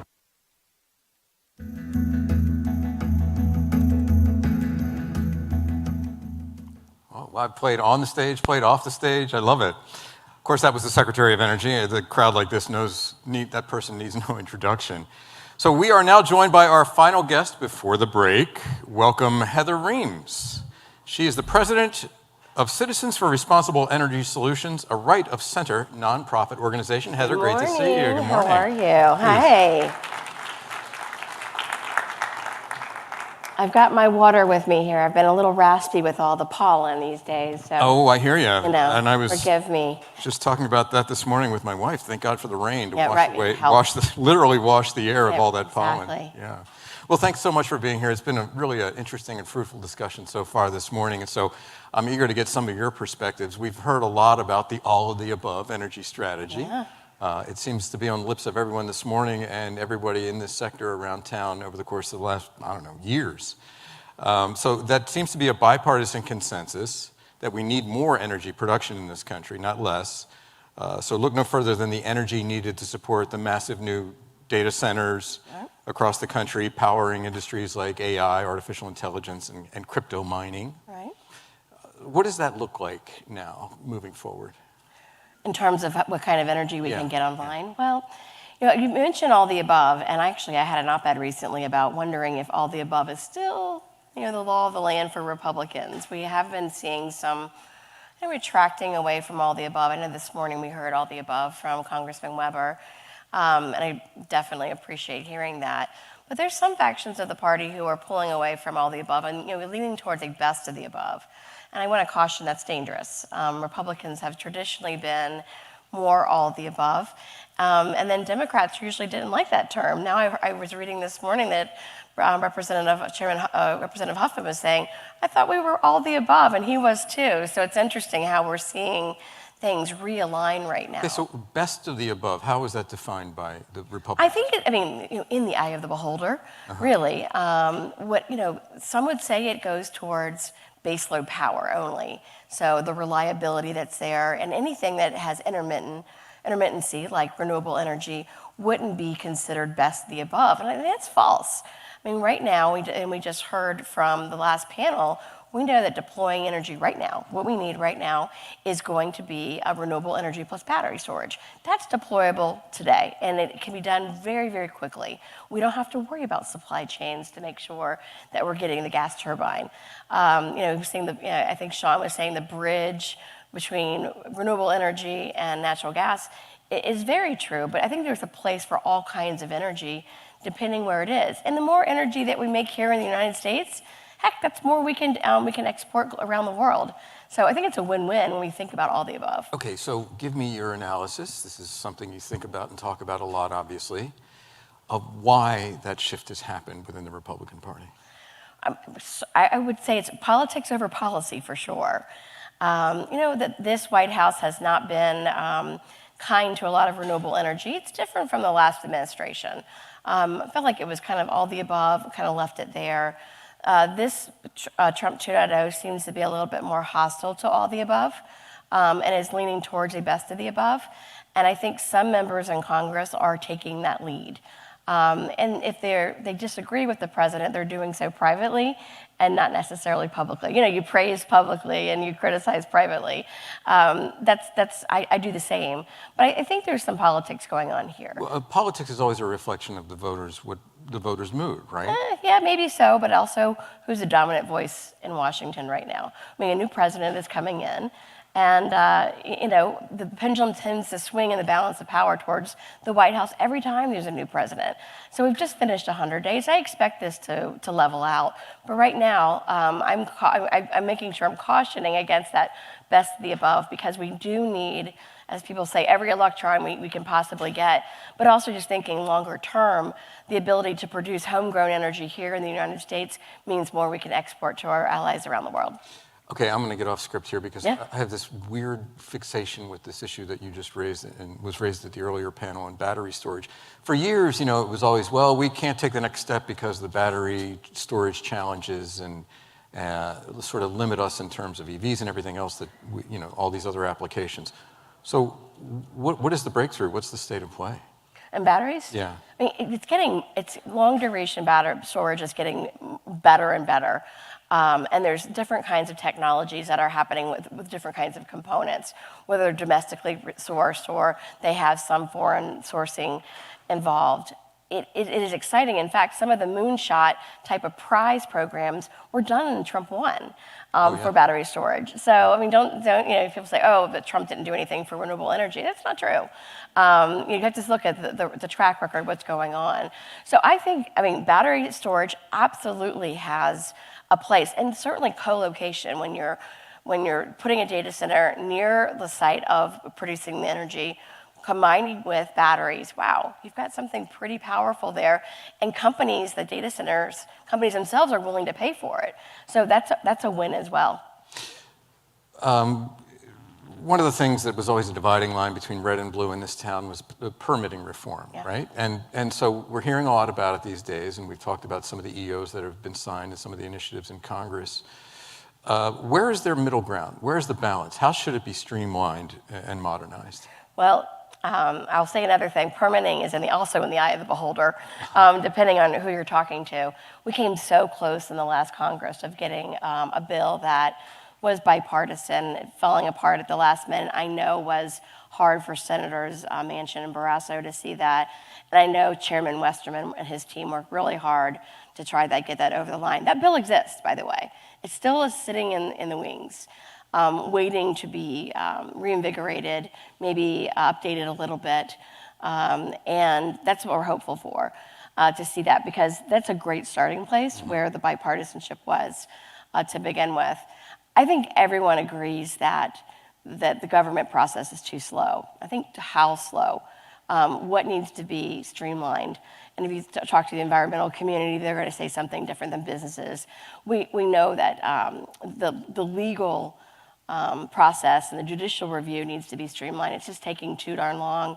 And when our competitors, international competitors, are beating us, and I mean by leaps and bounds of being able to deploy energy faster than we can, we've got to look at things and say, what can we do differently? And I've also heard a lot from AI, the benefits that AI can bring into modernizing how we're thinking about permitting as well. I think that's an exciting discussion we've been having since President Trump has taken office and Elon Musk has been in and around Washington, and talking about how we can use AI to help modernize the process. So I think we start with the bill we didn't quite get across the finish line last year, and go from there. So reducing regulations, permitting reform, it's more than just an ideological issue. I think it's a red, white, and blue issue for sure. Okay. You talk to Republicans a lot about the climate and what should be done about it.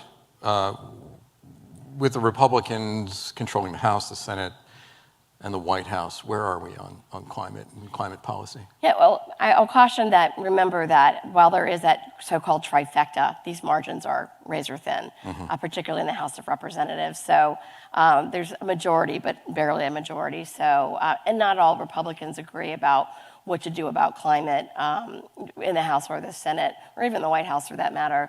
Republicans are fairly new to engaging on using the word climate, much less legislating on it. I think Republicans, though, have been always talking about conservation, preservation of the environment, and they're going to go at it, fixing a problem differently than Democrats will be. And that's one of the key things that Crest has been trying to do with my organization, is really trying to educate that Republicans are going to engage on reducing emissions differently. So an example of that, if you're displacing coal with natural gas, you're going to reduce emissions. We did so here in the United States, nearly by 40%. Other developing nations want electricity. They deserve electricity. We know that electricity is the backbone of a modern economy. Let's make sure that there's better outcomes for communities, for families, for health, for education, all of that. So displacing coal with natural gas is a step in the right direction. It gives strong baseload power. We're providing the LNG. All boats kind of rise. But there are some that say, no, keep it in the ground. LNG should not be used, and we need to move them only to renewable energy. And I disagree with that. Republicans disagree with that. We need to be using the sources that are available to modernize and lower global emissions. And displacing coal will do that. The president talks about beautiful, clean coal, though. He does. Yeah. He does. He's actually one of the few Republicans recently that I've heard talk about coal. Certainly some of the delegations that are coal country, West Virginia, Wyoming, of course, but it's been less and less. And I think it's just because the numbers aren't there, the popularity isn't there, and there are other technologies that can replace it. So coal wants to compete, let it compete. But at the end of the day, I think the voters really want cleaner sources, and they exist. Why not use them? Okay. So I'm going to give you a chance to talk about some of the projects and technologies your company has developed and implemented. Yeah, so we are a nonprofit organization that engages Republicans about the benefits of clean energy, clean tech, and climate. And you can say you can use the C word without checking your Republican bona fides. You can be a Republican. That being climate. Yeah, I mean, yeah, the C word is climate, by the way. Okay. No, a lot of people. Some people, I wonder what they think when I say the C word. So a lot of things we do are educational based, giving Republicans an opportunity to talk about what they're for. So tomorrow, for instance, we have a leaders event, energy event, Republicans are coming from the Hill, mostly House, but some Senate, talking about why they support some of the provisions in the IRA tax credits. While they didn't vote for it because of the partisan process, they have been supportive of those tax incentives because they're benefiting their district. Someone like Representative Buddy Carter, someone like Representative Miller Meeks, Representative Garbarino. These are members who have also signed a letter talking about, hey, let's not throw the baby out with the bathwater. Some of this has benefited our district. We want to talk about that. And remember, in the IRA, those tax credits, a lot of those tax credits had genealogy that was Republican. It's just the process was super partisan. Reconciliation, of course, we're going through a reconciliation process right now. It's also partisan. Both sides use it. It's just not great for bipartisanship. Okay, short term, you talked about reconciliation. As a daily news reporter and a breaking news reporter, I am very much focused on how that's all going to shape out. And I know it's not going to happen tomorrow or next week, but it's certainly over the next several weeks and a couple months. What is going to be the impact on the issues that you care about in the short term? Well, I mean, certainly what we're going through right now with House Ways and Means is looking at the fate of these tax credits. There's, in the Republican Party, a balance of the fiscal responsibility, size of government, what is the appropriate role of government, and then, how these tax benefits can benefit the United States, the taxpayer. And, that's in the eye of the beholder, right? And this compromise is messy. It's sausage making. You got to have a stomach for this stuff. Right. And that's where we believe that a lot of these tax credits are going to help the United States. There's also business certainty. Are we a country that when we say we permit something, it happens? When we give it a tax credit, it continues? And companies have put billions of dollars in investment out there to pull the carpet out from underneath them. And then a political wind shift. And then boom. I mean, and this pendulum swinging is really not good for certainty, not good for business.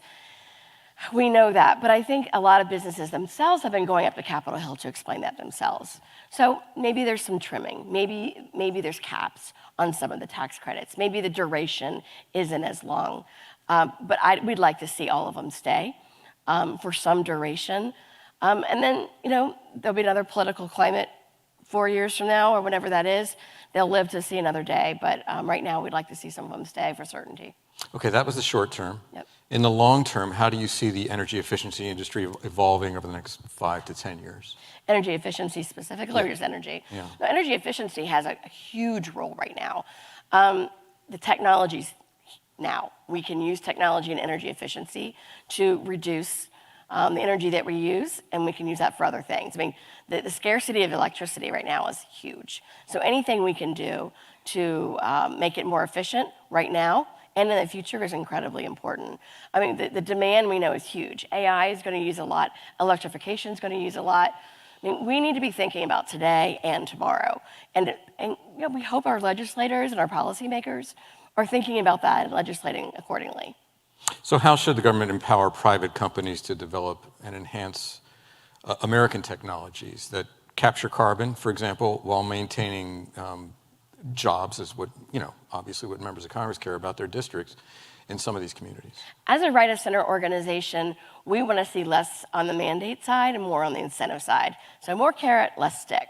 So in the previous administration, the Biden administration, we saw a lot of mandates, and you're seeing those being repealed by Republicans because we just don't like mandates. We don't like the government saying do this and do that. We like more incentivizing and then saying let the market kind of take over from there. And there is some tinkering with the market when you make incentives. I understand that. But saying like this is the kind of technology, this is the kind of electric vehicle you must use, this is the kind of electricity you need to use. You can't use coal, you can't use natural gas. These types of things have really created this. That was a pendulum swing, by the way. Now we're having a pendulum swing the other way. So what we'd like to see is something more down the middle. Right, you've talked about more carrot, less stick. Yeah, and you've written that strict federal regulations are not the way to go for clean energy. Exactly. And climate innovation. So what is the better path? Well, I mean, what we've seen traditionally from Democrats have been, well, it's 1.5 degrees, and we have to do whatever we can do to keep below 1.5 degrees Celsius because we're all going to burn. And I think there's that kind of rhetoric. While I agree that the climate is changing, while I agree we have to reduce emissions, I'm hoping we're not going to burn, first of all, our poor kids. But, and then the timelines. But we need to be more realistic about what can we pass right now? And if we're talking about keeping it in the ground, or we can't use renewable energy, whoever it is, it's just not realistic. All of the above is a great way to go. The technology is here. People are making money on it. Our lives are improving. I say it's simple, but maybe it's not easy, right? So what is the main point that you want left-leaning clean energy advocates and policymakers to understand? What's the point you want to get across? Compromise. For years, Democrats have been saying in the environmental community, please come to the table. Republicans, please come to the table and recognize that the climate is changing, that we have to do something on a bipartisan basis. Republicans are there. They're talking, and I can count on fingers and toes how many Republicans want to make a deal right now on energy, on climate. They recognize that there's an intersection.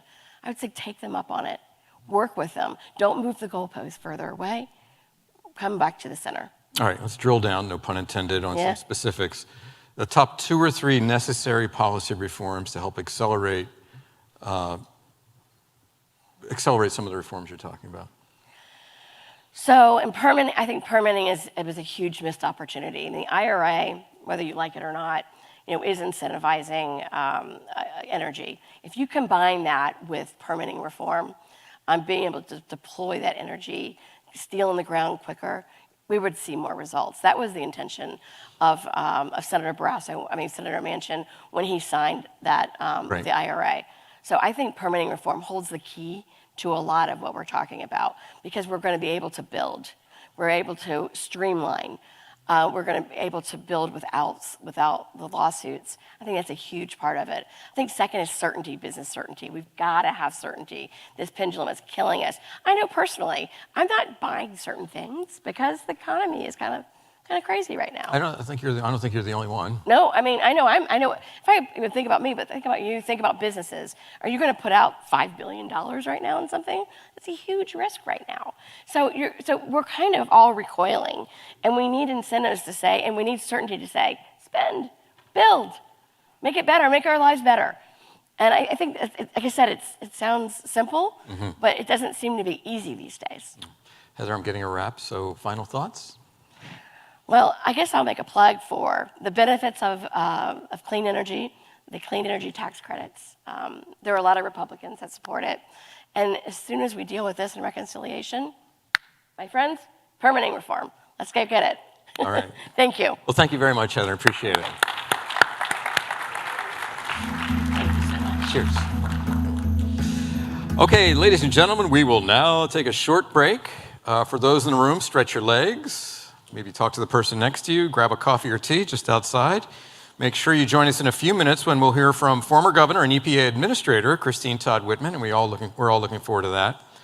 For those on the live stream, stick with us. White House reporter Alex Gangitano, my colleague from 400 North Capitol Street, and energy and environment reporter Rachel Frazen, we heard from her earlier. They're going to break down what we've heard so far this morning and what they are looking forward to hearing during the rest of our discussion in the program. So for all, please check with us on our social channels. Let us know what you're thinking and use the hashtag Hill-Energy, the-Hill-Energy. All right, I got that right. Thank you.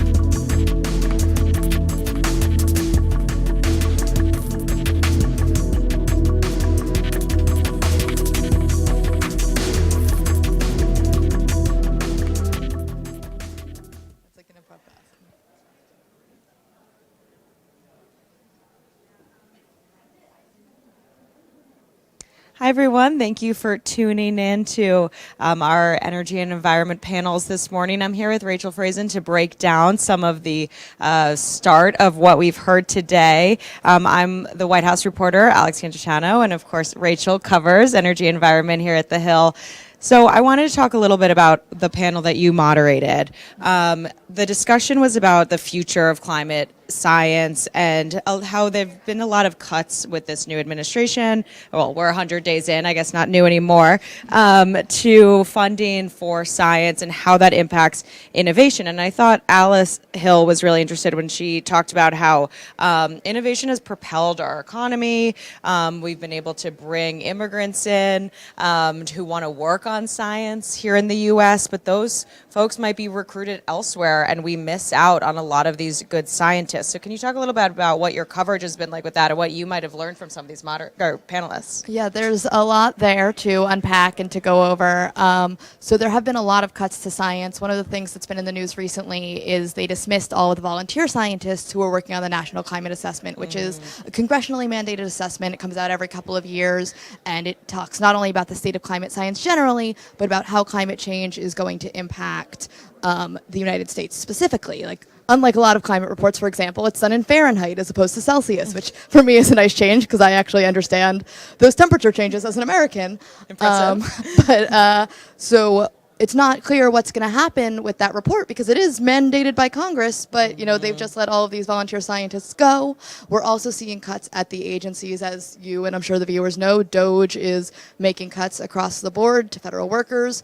I know that the Commerce Department, which houses NOAA, the National Oceanic and Atmospheric Administration, which runs a lot of this nation's climate science, a lot of those probationary workers have been sort of refired, so they let them go again once there were developments in the court. And a lot of those folks are folks who work on science, not just climate science, although that's a part of it, but ocean science and weather prediction. And so all of those things are being impacted. We're seeing, some weather balloons launches being suspended because of staffing shortages. And so there's definitely a lot there to unpack. They have said in sort of a leaked budget document and possibly also the skinny budget that they want to eliminate NOAA's office of that does a lot of this science. Wow. Yeah, on those weather impacts, and obviously it seems like there's extreme weather events, several times throughout the year in the States. And some of what Leslie was talking about is how much those events put pressure on our electric power and how there's been some shifts in navigating how to respond to those threats because they are more frequent. But there's also the fact that we don't have the same staffing levels and maybe research that we used to have in place to figure out how to respond to extreme weather. Right, and cutting climate science does not cut climate disasters. Unfortunately, that's not how it works. That's and so we will still have these extreme weather events that might be linked to the heating of our planet. And it'll be interesting to see, whether or not, as we have these events going forward, whether that changes the political pressure and whether it changes sort of how we respond. Yeah. Another topic that I find really interesting is FEMA and the future of FEMA. You talked about this on your panel, and of course, the Trump administration, the president in particular, has said that FEMA should be moved back to the states. We saw that right away. In January, he went to California in the wake of the wildfires, and this was days into his administration after the inauguration, and he said, I think FEMA should not be a federal administration anymore and should move to the states. What was interesting about your panel is you were discussing how yes, that makes sense. Some of your panelists were saying, actually, it should move to the states. The states should have more response resources, but making it so immediate is what the issue is. Can you tell us a little bit about that discussion? Yeah, and in a lot of my reporting, I've actually heard a lot of alarm about this call to break up FEMA and break it up so quickly. Yeah. And I think one of the things that, we rely on the federal government for is sort of a broad scale coordination, sort of a view from the top of like, how do we coordinate this? People who have experience doing this, because those FEMA people do this all the time, whereas if you're in a state, you may only get a disaster once in a while, so you're more prepared. So I've actually heard some bipartisan alarm from these calls, but I've also heard bipartisan support for maybe a shift, maybe, changing some of the responsibilities, but I think a lot of the concern I'm hearing was the outright call to eliminate FEMA as opposed to, calls to maybe shift some of the responsibilities around. So we'll have to see what they ultimately do. Yeah, making it so immediate, because it did sound like these experts were saying these states just don't have the ability to, if it's all on them, handle it all on their own. And I don't know if that's staffing, funding, all of the above, but they do, since they've been so reliant on the federal government for so long for this, it would take a matter of time, years, I guess, maybe even decades, to actually make that so that states have what they need. Yeah, and different states have different levels of resources. I think one of the things that Alice said that struck me was that, New York and California might actually be okay because, those are large states with a lot of people, with a lot of resources. But some of the smaller states, be they Democrat or Republican, may struggle more if and when they're hit with a disaster because they just don't have the funding. Yeah, really a bipartisan issue. We just have a couple minutes left, so I want to ask you, you're the expert on what's going on with reconciliation. Everybody's curious about your reporting on that and the fate of some of these tax credits. In Vic's last panel, they were talking about what it could mean for the IRA, which was passed under the Biden administration. No Republicans voted for that bill, but a lot of them have enjoyed the benefits of it, even touted the benefits of it on their social media accounts and whatnot. What do you think is the future of some of these tax credits? And Republicans want to eliminate, these mandates. So how will that turn out? And that is the $1 million or multi-billion-dollar question, right? Is what happens to these tax credits? And I think it's really, really unclear because you do have a coalition of Republicans who are saying, hey, we want to look at this strategically, but you've got another coalition of Republicans who say, hey, that's not consistent. We are a free market party. Let's cut it all. And so, first of all, it's too soon to say who will win there. But even beyond that, if you look at the Republicans who do want to preserve some of the tax credits, they all have different favorites because of what projects are in their district, right? You might have somebody who's got a solar project in their district. Someone else may have like an EV manufacturing facility. Somebody else may have a hydrogen project. You got a lot of enthusiasm from folks in Iowa about biofuels, and the Midwest more broadly has a lot of corn and a lot of those projects. And so if you want to save some of them, how do you pick and choose when everybody's got sort of a different item in their district? I think one of the ones that I have heard about is, being particularly vulnerable is the electric vehicle tax credit for consumers. I think that is one that Republicans across the board have wanted to get rid of, and something I hope to talk about in the transportation panel later today. Hope to get their take on that. And so, it's really interesting to see what's going to happen. That's been such an interesting topic, the EV mandate, or not a mandate, the EV incentivizing of tax credits is, of course, Elon Musk is very involved with this White House. This affects his company. This affects a lot of people in the States. But it's kind of been this idea that's been really politicized of, is there a mandate? Do we all have to switch to our cars? And what kind of cars we drive? So the future of that, I think Republicans are really interested in focusing on that, as you mentioned. And that could be one of like the big areas that gets cut while other things might be able to be preserved.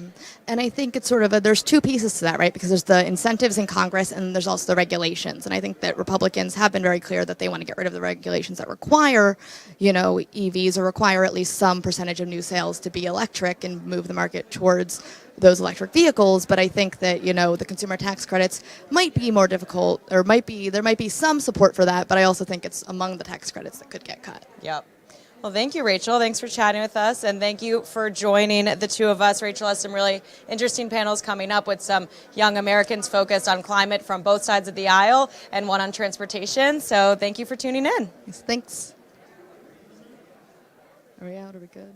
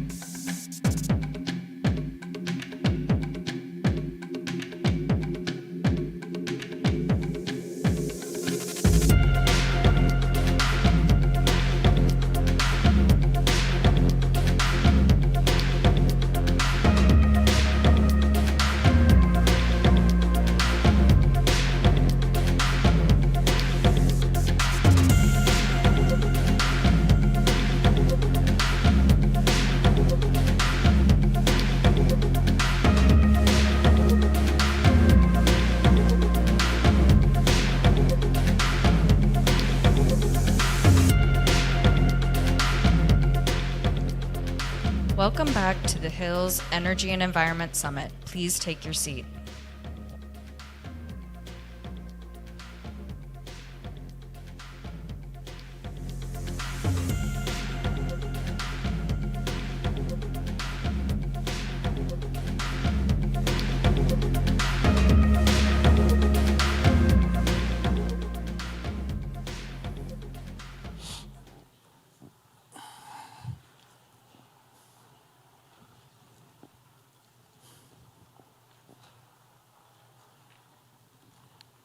Okay, ladies and gentlemen, welcome back to the Hills Energy and Environmental Summit.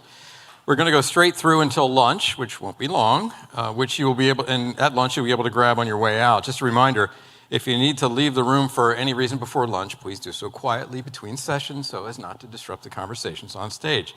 Okay, speaking of on stage, next up we'll hear from two Gen Zers on the youth view of energy and the environment.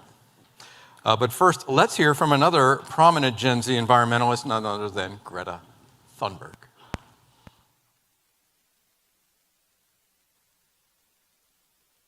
The climate crisis is an existential crisis. 2024 is on track to become the hottest year ever recorded, and last year global greenhouse gas emissions reached an all-time high. In this moment that the UNFCCC is hosting yet another COP climate meeting in an authoritarian petrostate is beyond absurd. I'm not going there because of this extreme hypocrisy. These COP processes are not leading to any meaningful change. The emissions keep on increasing and we keep moving in the wrong direction, even though the science and those affected by the climate crisis have been warning us for decades about the consequences. Whatever the people in power are doing, they are doing it wrong, because this is only leading us further, deeper into deeper injustices and a climate catastrophe. A climate catastrophe. Please welcome back to the stage Rachel Friesen. She is joined by panelist Chris Barnard. He's the president of the American Conservation Coalition. And Pavan Venkatakrishnan, an infrastructure fellow at the Institute for Progress. Welcome. Hello. Good to see you. Rachel, all yours. Hi guys, thanks for being with us and being our representative young people. So that's kind of where I wanted to start. Do you guys think that young people do care more about this issue? And if so, how do they talk to older folks about it? Can I start? I definitely do think young people care about climate issues. But I would say that it is not necessarily true that climate issues are more important to young voters than the cost of living or any other kitchen table issue that affects voters of every demographic. And oftentimes climate and those kitchen table issues can go hand in hand. We need a reliable grid. We need low costs. So there's definitely a great deal of intersection, but I wouldn't say that climate change is young voters' number one issue. But I imagine Chris has a better perspective. Well, I think you're younger, so you probably have a better perspective. But I would echo what Pavan just said. The polling shows that, on average, young people do care more about this. Part of that is because when we went to school, when we talked with our peers, the things that were coming out of Hollywood, documentaries, like all those kinds of things did talk about this more. And so it's just something that we've always grown up around. But I do think that there is an important element where things are shifting. Like, it's no longer kind of 2017, 2018 era climate activism among young people. There are a lot of issues in the modern world that are also important to our generation, whether it's affording a house, the cost of living, like growing up and thinking about like things like taxes and children and all that. So I would say that part of the issue that's happened in the climate movement has been a little bit of a myopic focus on the issue and not necessarily tying it into other parts of like other issues that might matter to voters as well and to young people especially. And so basically echo what Pavan said on that. So has climate activism shifted since like 2017, 2018? And if so, what does that shift look like? And do you think it's more effective now or less or about the same? I think it's much less effective now. I think there's been a sense from a lot of people that climate activism has become increasingly extreme.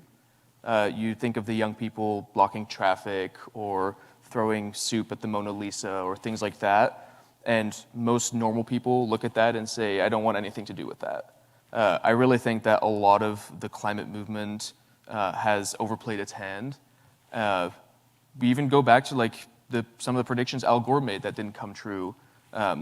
Obviously, these are issues that are important and that we need to address, but fear-mongering or moralizing about it has actually served the opposite purpose, I think, of pushing a lot of people away from these issues.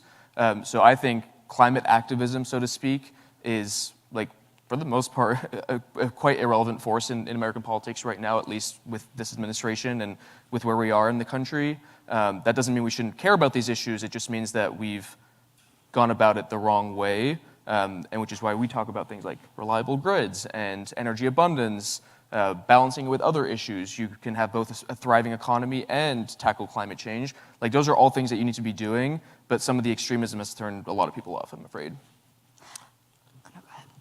Well, I would just add, definitely the tenor of activism has changed a great deal. The 2018 kind of period of where, you know, the Green New Deal is a landmark of ambition on climate issues, and I think it's positive. The people who were nominally very pro-climate are now talking about manufacturing and onshoring and grid reliability. So at least in DC, I think you've seen a positive move towards more practical issues that are aligned with, you know, a national competitive vision. And Pavan, I wanted to ask you, so what strategy or what approach do you think Democrats or people who care about climate change should be taking in this administration? Should you be looking for areas of compromise and bipartisan agreement, or should you be resisting, you know, the Trump administration's cuts to climate science and climate regulations, or should it be a mix of both? Should there be some resistance in there and also some compromise? Well, I mean, I think it's an issue-dependent question, right? Like, if you talk about energy tax credits, that's a reconciliation process. Republicans are going to move to pass a bill. They're not going to need Democratic votes for that. But if you look at permitting reform, it is clear to me, clear to everyone probably in this room and industry, we've got to deploy projects far quicker than we are right now, and that's going to take the regular order for the most part, and Democrats will need to come to the table because it's not an oil and gas issue, it's not a renewable issue, it's a deployment issue for every technology, and I think Democrats need to be engaged. And Chris, I wanted to ask you about the IRA tax credits. In your conversations with Republicans, what do they make of those credits? Do you think that any of them are likely to stay in place? Are we looking at a full repeal here? Are we looking at early sunsets? Like, give us a prediction. Where are we going? Yeah, I think a lot of Republicans, especially in leadership, became skeptical of the IRA because of the partisan process through which it played out. I think that's just a reflection of the politics that we live under right now in this country. That being said, a lot of the individual bills that ended up being a part of the IRA actually had bipartisan support. We saw, as of this morning, a new bill, bipartisan bill that was introduced to even extend the 45X manufacturing tax credit. I think there are specific parts of it that do have Republican support, but they didn't really buy into the way that the package was done more broadly. My guess is that there are some tax credits that are more safe, so to speak, than other tax credits. I think you're likely to see, for example, like the EV tax credits and things like that to be cut, but things like 45Q, which is for carbon capture, 45X, 45V for hydrogen, 45U for nuclear, are much more popular with rank-and-file Republicans, and part of that's a reflection of the districts that they represent, right? Almost 2/3 of investments from the IRA have been flowing to Republican districts. I think it's going to be a very interesting fight in terms of how to make the dollars match up, but my guess is that there will be some version of those tax credits that stay. Just depends on how exactly those will turn out to look. And what about renewables like solar and wind? Like, do you think those might stay or go, or is that still an open question? I think it's an open question on what exactly happens to them. So there's like either early sunsets that might happen. There might be kind of links to how to make them be more reliable and less intermittent, whether it's like backup battery storage and things like that. I think on the whole, like most of these renewable projects are actually in Republican districts, and a lot of Republicans see the economic benefits and the jobs flowing to their districts as a result. But there are still concerns over kind of at mass subsidizing intermittent generation, and how do you balance that with the importance of a reliable grid? And so I think that that'll be something that has to kind of be played out in relationship to some of the other tax credits as well. I wanted to ask you both about permitting reform. As you know, we have sort of been at an impasse here for months, if not years at this point. Seems like both Democrats and Republicans want a permitting reform deal, but there's a lot of disagreement on the specifics and how to do it and which, I guess, technologies get sped up. Do you believe that we will be able to move past this impasse, and what would that take? I think so. I think the primary barrier to negotiations thus far has been that Democrats want to do transmission reform and Republicans want to do reform for oil and gas, and that is in a way linked to what happens to IRA tax credits, right? Like, as long as Republicans are still debating what those credits look like in the future, it's going to be hard to reach a bipartisan agreement. But it is true more than ever with low growth. With our national vision of competing with China, you cannot have 10-year timelines for projects, whether they're oil and gas or not. It means recognizing that all the above strategy that panelists have talked about before us. I think there will be a moment fairly soon where action is untenable, inaction is untenable. And I think you'll see a robust bipartisan negotiation, ultimately a bill. Yeah, I would add that, in my opinion, the number one thing we can be doing right now to help build in America, to reduce emissions, and ultimately to tackle climate issues is to pass a robust, comprehensive permitting reform package. The data shows that 80 to 90% of the emissions reductions potential of the IRA will be wasted if we do not have permitting reform. And I would encourage Democrats to kind of see this as like something that's very much aligned with what they want. And I know there's concerns over like building more pipelines or locking oil and gas production. My view is that we need to disrupt the status quo, because the status quo basically benefits incumbent technologies, and permitting reform is the best way to give renewables and like manufacturing and nuclear and all those other technologies that are critically important an opportunity to actually compete. And I think we should have passed the Manchin-Barrasso bill at the end of last year. Politics got in the way, unfortunately. I doubt that we'll get a permitting bill this year, because I think reconciliation is going to drag out longer than most of us anticipate. But I am optimistic about a bill sometime this Congress, and I hope that there will be enough Democrats in the Senate that are willing to play ball. And Pavan, obviously you support permitting reform. Should your fellow Democrats support permitting reform? As you mentioned, there are a lot of hurdles, and it does take a long time to get renewable energy on the grid. But it also speeds up fossil fuels, and I know among the Democrats in particular, there's concerns about, I guess, the robustness of environmental review, and are we giving projects, be they renewable or fossil or something else, like a good hard look and really considering the environmental impacts? I think it's incredibly important for Democrats and Republicans to engage on a bipartisan permitting reform process. And especially for Democrats, the work of the energy tax credit suite is not complete until regulatory pathways are clear. You can provide tax credits across the board, but if it is impossible to permit the projects those credits are tied to, they're ultimately useless. So it's incredibly important for members of both parties to recognize that and to engage, because our competitors internationally are definitely not waiting. And I'll just add that if you actually look at the projects currently held up in permitting purgatory, the vast majority of those are renewable energy and clean energy projects.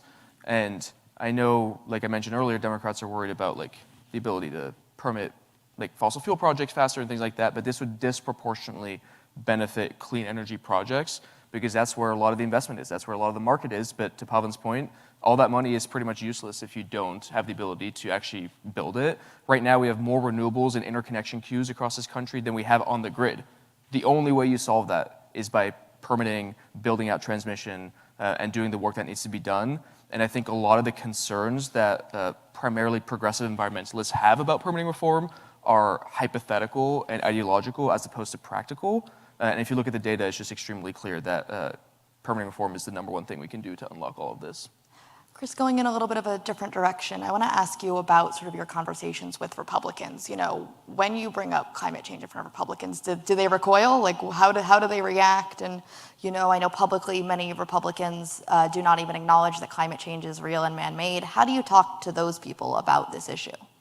Yeah, the first thing I would point out is that there is a caucus called the Conservative Climate Caucus. I think it's the 4th largest caucus in Congress, has 85 Republicans in it who say this is a real issue and we need to do something about it. And so I think we've seen a lot of progress in the last few years. Obviously, we're not at a moment right now politically where climate is something that a lot of people are necessarily talking about. And I think one of the problems that has happened is we've associated climate with kind of large sacrifices, or like Republicans think that it's about telling people how to live, or smuggling in other progressive policy priorities. Like we mentioned the Green New Deal. The people who wrote the Green New Deal said it wasn't originally a climate thing at all, and I think a lot of Republicans have become skeptical of what that looks like, but there's an opportunity to link climate to things like winning the clean energy arms race with China, to making it easier to build, to reindustrializing, to bringing manufacturing back to America, and you don't necessarily need to kind of hammer and moralize about the climate aspect of that while still being able to make progress on emissions reductions, on clean energy. I think there are a lot of Republicans that are open to that. We've seen some of them sign letters with regards to the tax credits and things like that. And I would say that we should use language that actually appeals to Republicans that are elected, but also Republicans back home in their districts, so that we avoid kind of this negative reaction that they associate with climate. I would just add, IFP has the advantage of not being, number one, a partisan think tank, but not being next a climate think tank. We're an innovation policy group. So when we're talking to Republicans, we find a great deal of alignment looking at energy issues as an innovation issue, deployment issue. We're very interested in, obviously, in building nuclear, deploying geothermal. So when we're talking to Republicans, we're emphasizing, look, like with deploying nuclear, it's a cost of capital problem.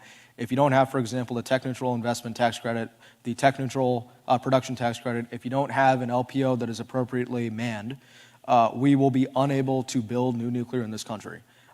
There is no amount of permitting reform that is going to address that problem if you don't have capital to make these projects pencil. So we find a lot of alignment with Republicans when we're talking in those terms, and clearly identifying what are the bottlenecks to deploying the technologies which the administration wants to deploy.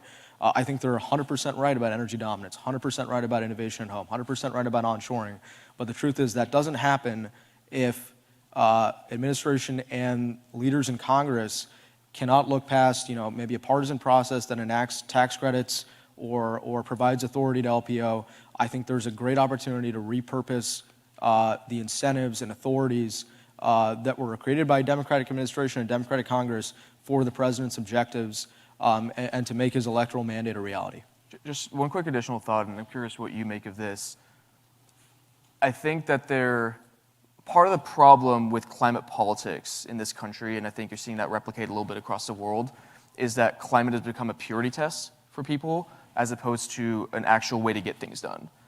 What I mean by that is a lot of climate politics is focused on fairly abstract things that most people don't really understand, like whether it's parts per million or net zero or UNFCCC targets. Like, there's all these things that are like floating above, and most regular people look at that and they're like, I have no clue what it means. I don't know what you're talking about. And it's become a purity test, and we're always trying to, when I say we, I'm not, but the climate movement is always trying to like retrofit whatever is happening through this prism of like, okay, how can we do this on climate change? I think there's a lot you can do that will have climate benefits and emissions reductions benefits, but that also achieve energy dominance, that also compete with China, that reindustrialize. And I just think that it's important to not impose those purity tests and work in the art of the possible and within the Overton window that we have right now. And it's exciting that organizations like mine, which is a center-right organization, are able to work with organizations like Pavan's, which are more, I guess, center-left, the right word to use, on the actual issues that we can do right now, rather than being like the angry man, like shaking our fists at the cloud. Mm-hmm. And do you bring these messages to this administration, and how do they react to that kind of messaging? I feel like it seems like the policy right now is everything except for wind and solar. Like, they do seem supportive of things like geothermal. They're much less supportive of wind, for example. Should people in your space be then sticking to things like geothermal as a solution, or things like nuclear, or should you be trying to push the administration to embrace, I guess, all of the above? Yeah, I think all of the above is the right approach, especially in an era where the AI arms race with China will basically be lost or won within the next 5 years. If we have a 6 to 7 year wait time for new gas turbines, then you're going to have to fill that energy somehow. And like Heather Reams on the previous panel said, like, a lot of that can be renewables that is immediately deployable. With permitting reform, you can actually solve some of those interconnection issues. And so I think all of the above is the right approach. I think you don't want to take the California approach where you're like shutting down base load and then also over-incentivizing intermittent energy, and then you destabilize your grid. But you can take the Texas approach, right? Like, be the #1 leader in both wind and solar across the country, but also have nuclear, also have natural gas. I think that is the right approach to this. And especially if we're trying to win this AI race, we need to have any electron and any molecule that we can. And that's just critical. So I would hope that the administration can lean into that. But my point to people who are working with the administration or advocating to the administration is, don't make moralistic arguments about it. Make tangible, real-life, practical arguments and say, like, look, the AI race, like competing with China, manufacturing, like, these are all things that actually appeal to the administration.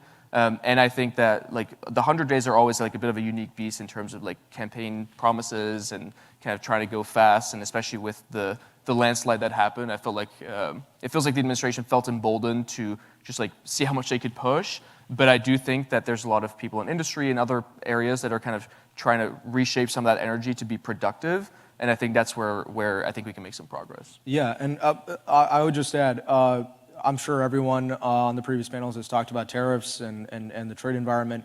There is a proven policy playbook to accomplish the president's goals, Republicans in Congress's goals. Starts with making the most pro-growth provisions of the Tax Cut and Jobs Act permanent, retaining these energy tax credits, right-sizing our regulatory regime in the executive and in Congress.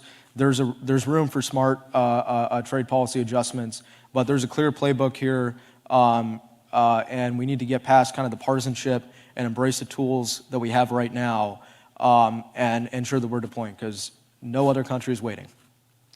Well, thank you guys for a great discussion. I really appreciated your perspectives. Right.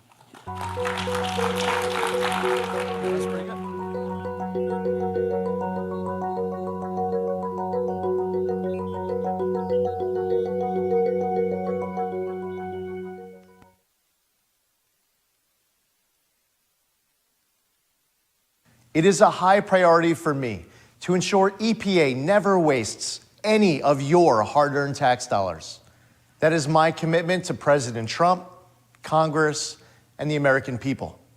That's why I've pledged to cut at least 65% of the Environmental Protection Agency's total spending. Here's how we're going to do it.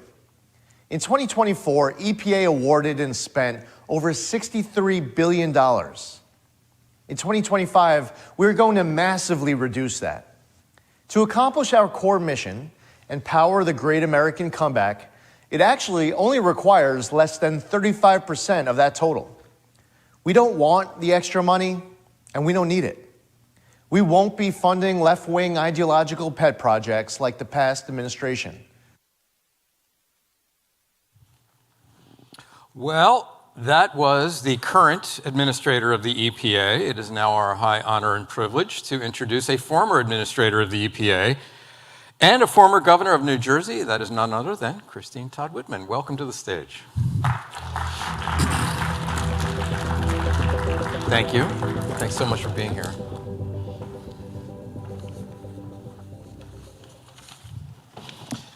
Well, thanks. It's been quite a panel, and a lot of information, a lot of thoughts, a lot of viewpoints we've heard from, but perhaps you have standing that is more relevant or at least equal to what we've heard before as a former administrator of the EPA, as someone deeply involved in these energy and environmental issues now up until today, currently, and a governor of a state where the actual work gets done. I often hear from governors of states. You've been critical of regulatory rollbacks at the EPA, and looking forward, which environmental protections do you think should be most urgently reinstated and strengthened?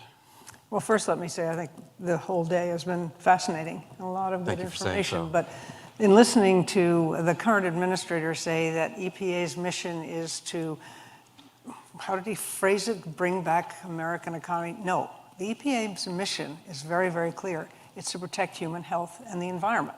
That's it, period, the end. And they talk about they want to continue to do that, and yet at the same time he's talking about cutting dramatically the number of scientists, the amount of money that's being spent, the kind of research that can be done. I mean, if you talk about what should you bring back, you got to start bringing back the institutional knowledge that's been lost.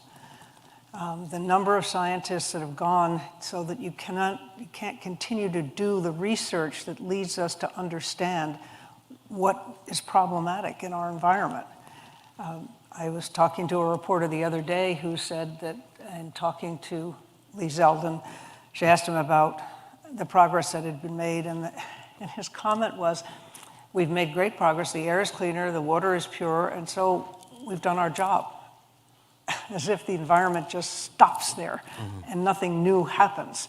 And we shouldn't be worried about new things. We're just now really learning the depth of the problem that we have with plastics and microplastics in the system and what it does to children and to brain development. So this administration says one thing, but it does something that negates what they're saying. They cannot continue to protect the environment and cut the staff, cut the research, roll back regulations.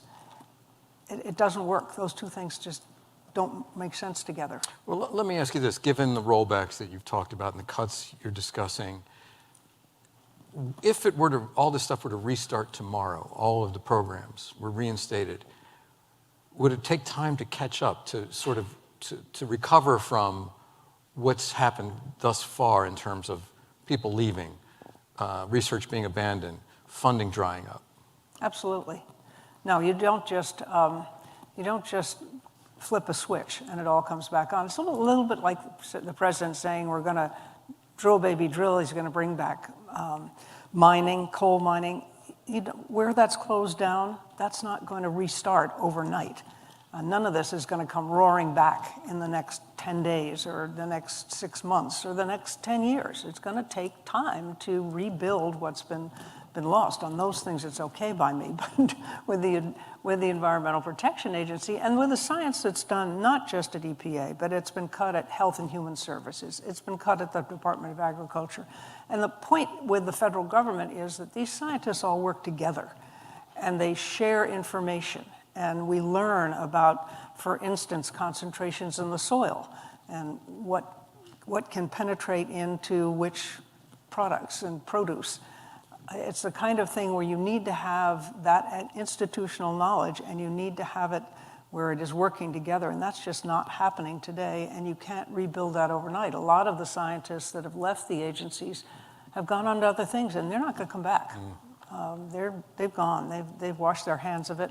They've been through this before with the first Trump administration, and they're not going to risk it again. You've spoken about the importance of removing partisanship from environmental policy. What advice would you give to today's leaders to foster a more bipartisan cooperation on energy and climate issues? Well, I think we have to rethink a little bit about how we approach the issues and talking about them. You have to make it relevant to everyday people, for them to understand why it's important. And I think, frankly, today, people are getting it more and more. I mean, it's hard to deny that nature is changing. I mean, I think, and you've heard in the earlier panel just before this, a discussion that sometimes the environmentalists are a little bit out there. And I think they made a mistake at the very beginning by being so definitive in saying humans cause climate change. We don't. The climate's been changing since the Earth was formed, and as the congressman said at the beginning, there was an ice age, and we weren't around to mess that up. But it's very clear that human activity is so exacerbating a natural phenomena that nature can no longer handle it the way she used to. And Mother Nature's mad at us right now, and she's letting us know. And it's very hard to deny that what we're seeing in storms and floods and droughts and hurricanes and sea level rise is not happening. So people are beginning to understand it, but what's hard is to get the public to understand that the cumulative impact of individual behavior, that something I do could actually make a difference, and to get them to start to take those steps that they can take without creating our economy. And we have a long history of showing that this is not a zero-sum game. It's not either a clean and green environment or a healthy, thriving economy. I mean, frankly, you can't have a healthy, thriving economy if you don't have clean air to breathe and clean water to drink. That's very simple, and we've proved that over and over again. So that's the mindset that has to change, that we have to get people to look at history and say, yes, in fact, we've done this before, we can do it again, we should be doing it now, and it's important to our future to at least, we're not going to stop climate change, but we could slow it, and we need to take the time to reduce the kind of impact we're having and get prepared for how do we rebuild? I mean, what do we do? What should we do differently? It's a real problem for us from a national security point of view. Yeah, I was going to ask, you've warned that it's a national security threat. It's a national security issue. So in your view, what should the U.S. do to take better steps to guard against that threat? Well, I mean, that's, for instance, the Navy. The Navy has its bases along, because of the Navy, they're right on the coast.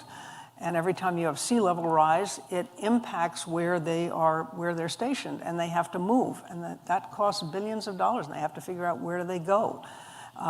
That's where we have to look for the innovative things that we can do in rebuilding, and how do we, that's why it becomes important to us. And the other part of it is, when you have the kind of droughts that you see in places like sub-Saharan Africa, and you have nomadic tribesmen who have spent their lives moving herds along the grasses that they're able to use to feed them, they don't have that option any longer. Where do they go? They go to the cities. The cities don't have jobs for them. They don't have housing for them. That's where Al-Qaeda and Hamas go to recruit people, because they can say, we can give you a future, we can give you a job, we will house you, we will take care of you, come with us. And it destabilizes countries that are already not very stable, which is when China and Russia move in to say, we'll help you through this crisis. And we seem to be washing our hands of any kind of international involvement at that level. So climate change is something that has a real impact on the United States, whether we acknowledge it here or other parts of the world. You have advocated for a diverse energy mix, nuclear, solar, wind. What specific policies do you believe are most critical right now to accelerate into a clean energy transition? Well, again, I have said, and it was interesting, I heard the congressman say it, I believe in nuclear is the only form of base power that releases no regulated pollutants or greenhouse gases while it's producing power. Now, we're not going to bring big nuclear reactors back in any time in the near future, but small modular reactors are certainly a way to go. I mean, we have to recognize we will be reliant on natural gas for a while. We have to have base power. We are a 24/7 society, and right now, solar and wind are still peak shaving. We have to do more research in how do we store that power for longer periods of time so it can become base power. There's a lot of exciting things. Again, heard from a panelist, exciting things on that are happening with batteries, and battery storage and reprocessing what's in those batteries, just the way there's a lot of research that's been done and exciting things done with reprocessing spent nuclear rods. It isn't all of the above except it's coal. We don't need that. That we can move beyond. But natural gas and oil will be a part of it. But we should be always moving forward to get beyond that, to get to the point where we can rely on the renewables. We also, though, have to understand that we're going to have to put a big investment into the infrastructure, because to bring a lot of new power on is going to stress our infrastructure, which in many places is very old. It's not sexy, but it's the kind of thing where money needs to be spent and things need to be done. a lot of what the president has done through executive orders and done through Doge and Elon Musk is now before the federal courts. I lost count of how many of these orders are being challenged now. So with this, and ultimately much of it is going to end up with the Supreme Court, clearly, and some of it already has. And they're considering things right now. With the Supreme Court reconsidering some of these federal agency authorities, some very fundamental constitutional questions, how concerned are you about the EPA's long-term ability to regulate emissions effectively going forward? Well, you're right. It's up to the Supreme Court. Yeah. And I'm worried. I have been surprised. I didn't expect, or let me put it this way, I expected bad things from a second Trump administration. I knew they would be bad. I just didn't expect that Congress would allow the administration to take so much power away. And I have been disappointed in many of the court's decisions. But on the other hand, there have been some very good decisions, in my opinion. Mm-hmm. And obviously, I'm coming at it from one person's perspective. And I hold hope that they see the importance of having a regulatory agency. You know, the thing that people have to understand is Mother Nature doesn't care about geopolitical boundaries. And that is why you have to have some national standards, because what happens in one state can impact the state next to it. There were times in New Jersey when I could have closed down every manufacturing facility we had and still had trouble meeting the Clean Air Act because of transport of ash and coal from the plants in West Virginia and in Kentucky. Air transport's a real thing. We've seen that when you've had major fires, wildfires up in Canada, New York, and the East Coast were affected by that. So there are national standards that have to be out there. The states can be more protective if they want, but EPA sets the floor. They set the base, and it's needed because things transport and people are affected by what happens next to them. Just from 30,000 feet, of people who are not immersed in these issues as you are and many of the people in this room are, you know, it's always a fundamental argument, and it has been for decades, between economic growth and environmental regulation. Is that a false choice? Yes, absolutely. As I said earlier, and it's, I guess, in the Hill today, an op-ed that I wrote that shows the statistics I meant to mention that, of what happens. When we were at the early stages of EPA heavily regulating the new laws that were in place thanks to President Nixon. I mean, the irony here is that environment is a Republican issue. It used to be a Republican issue. I mean, the first land put aside was Abraham Lincoln when he set aside Yosemite for the public good. Teddy Roosevelt vastly increased it. Richard Nixon signing and creating EPA, signing the Clean Drinking Water Act, the Safe Drinking Water Act, the Clean Water Act, the Safe Drinking Water Act, the Clean Air Act. And during that time period, you saw our economic growth just take off while we were enforcing those laws. So it's not a zero-sum game. We are one of the, if not the most creative society in the world. We can meet these challenges. And if we tell people we're serious about wanting to solve these problems in a creative way, nobody will do it better than we do it. But you have to have leadership from the top that says, this is an important issue. This is something with which we have to deal. And let's unleash our abilities here. So there's a lot of misinformation around these issues. Perhaps coming, you know, we've heard from other panelists, and perhaps the one side overplays its hand. We've heard from others that there are misrepresentations, particularly from the current, in their view, from the current administration. So the misinformation about climate and energy policy is out there. Mm-hmm. So how can policymakers and leaders more effectively communicate the urgency of some of the challenges, the environmental challenges that you're talking about? Tone down the rhetoric. Tone down the rhetoric. Yeah. I mean, the problem is today, and it's been coming for a while, and we've done it to ourselves to a certain degree. Everything is now, in Washington particularly, but it's happening in the states, unfortunately, more and more. Everything is looked at through the partisan political prism, not through the policy prism. It's not about solving problems. It's about getting another percentage on my reelect and staying in power. And when you have that as the motivator, then there's no desire to take on a controversial issue, because the only thing you have to worry about is your primary. And And now we have elected officials that are moving further and further to the right and to the left because they protect against the primary. Their districts are written in a way that ensures that they're going to be reelected. Actually, 70%, over 500,000 elective offices across the country today, and in any given election, 70% of those, there's no choice. There's only one candidate. And of those, 5 to 10% are never filled. And that's wrong. That's just wrong. Nobody is served well when you have a single-party system. Looking back on your time leading the EPA as administrator, is there a decision or a moment that you are particularly proud of? This was not during the George W. Bush administration, of course, or something perhaps you would wish you had done differently?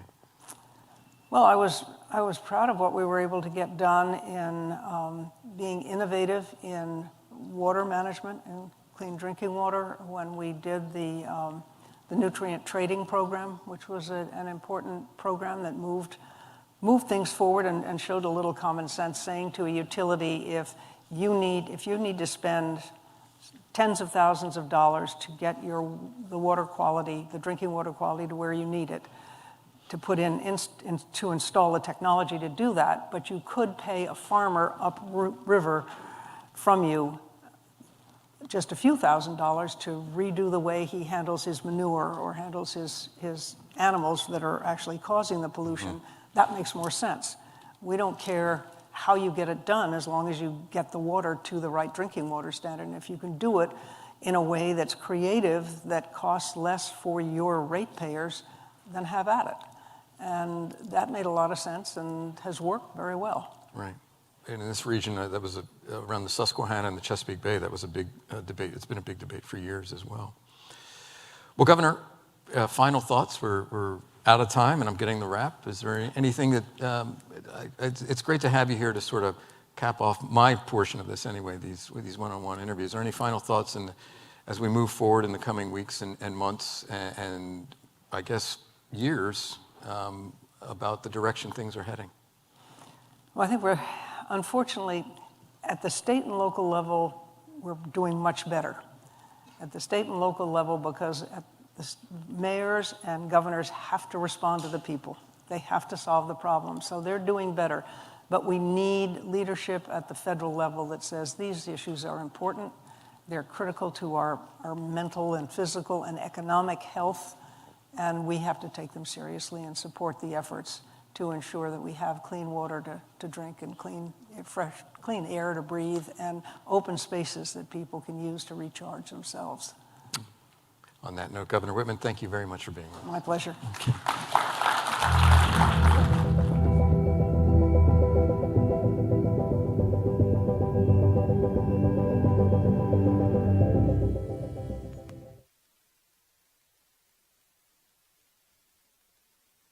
We will be a rich nation again, and it is that liquid gold under our feet that will help to do it.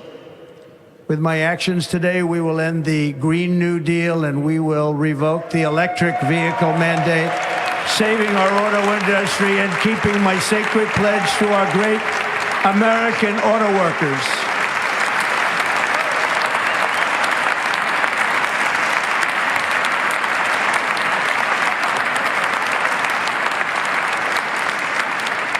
In other words, you'll be able to buy the car of your choice.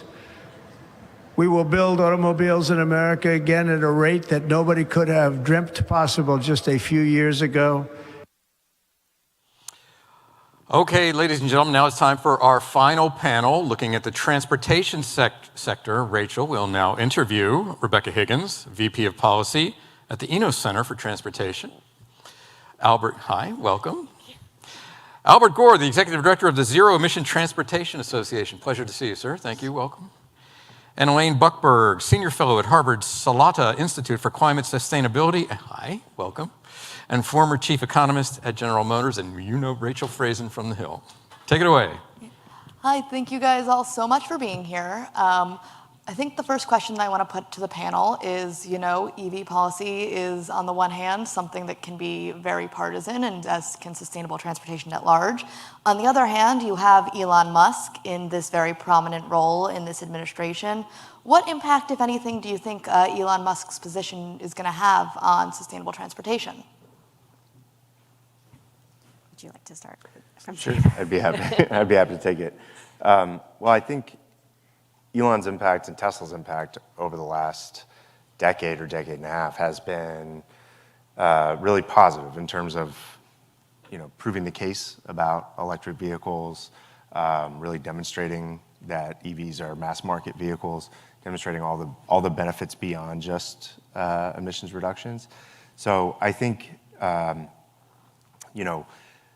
going forward, where we're likely to, be in a similar situation we were in a few years ago, where it's really competition and market forces that are going to drive the industry forward. At this point, I think, Tesla plays a really important role there.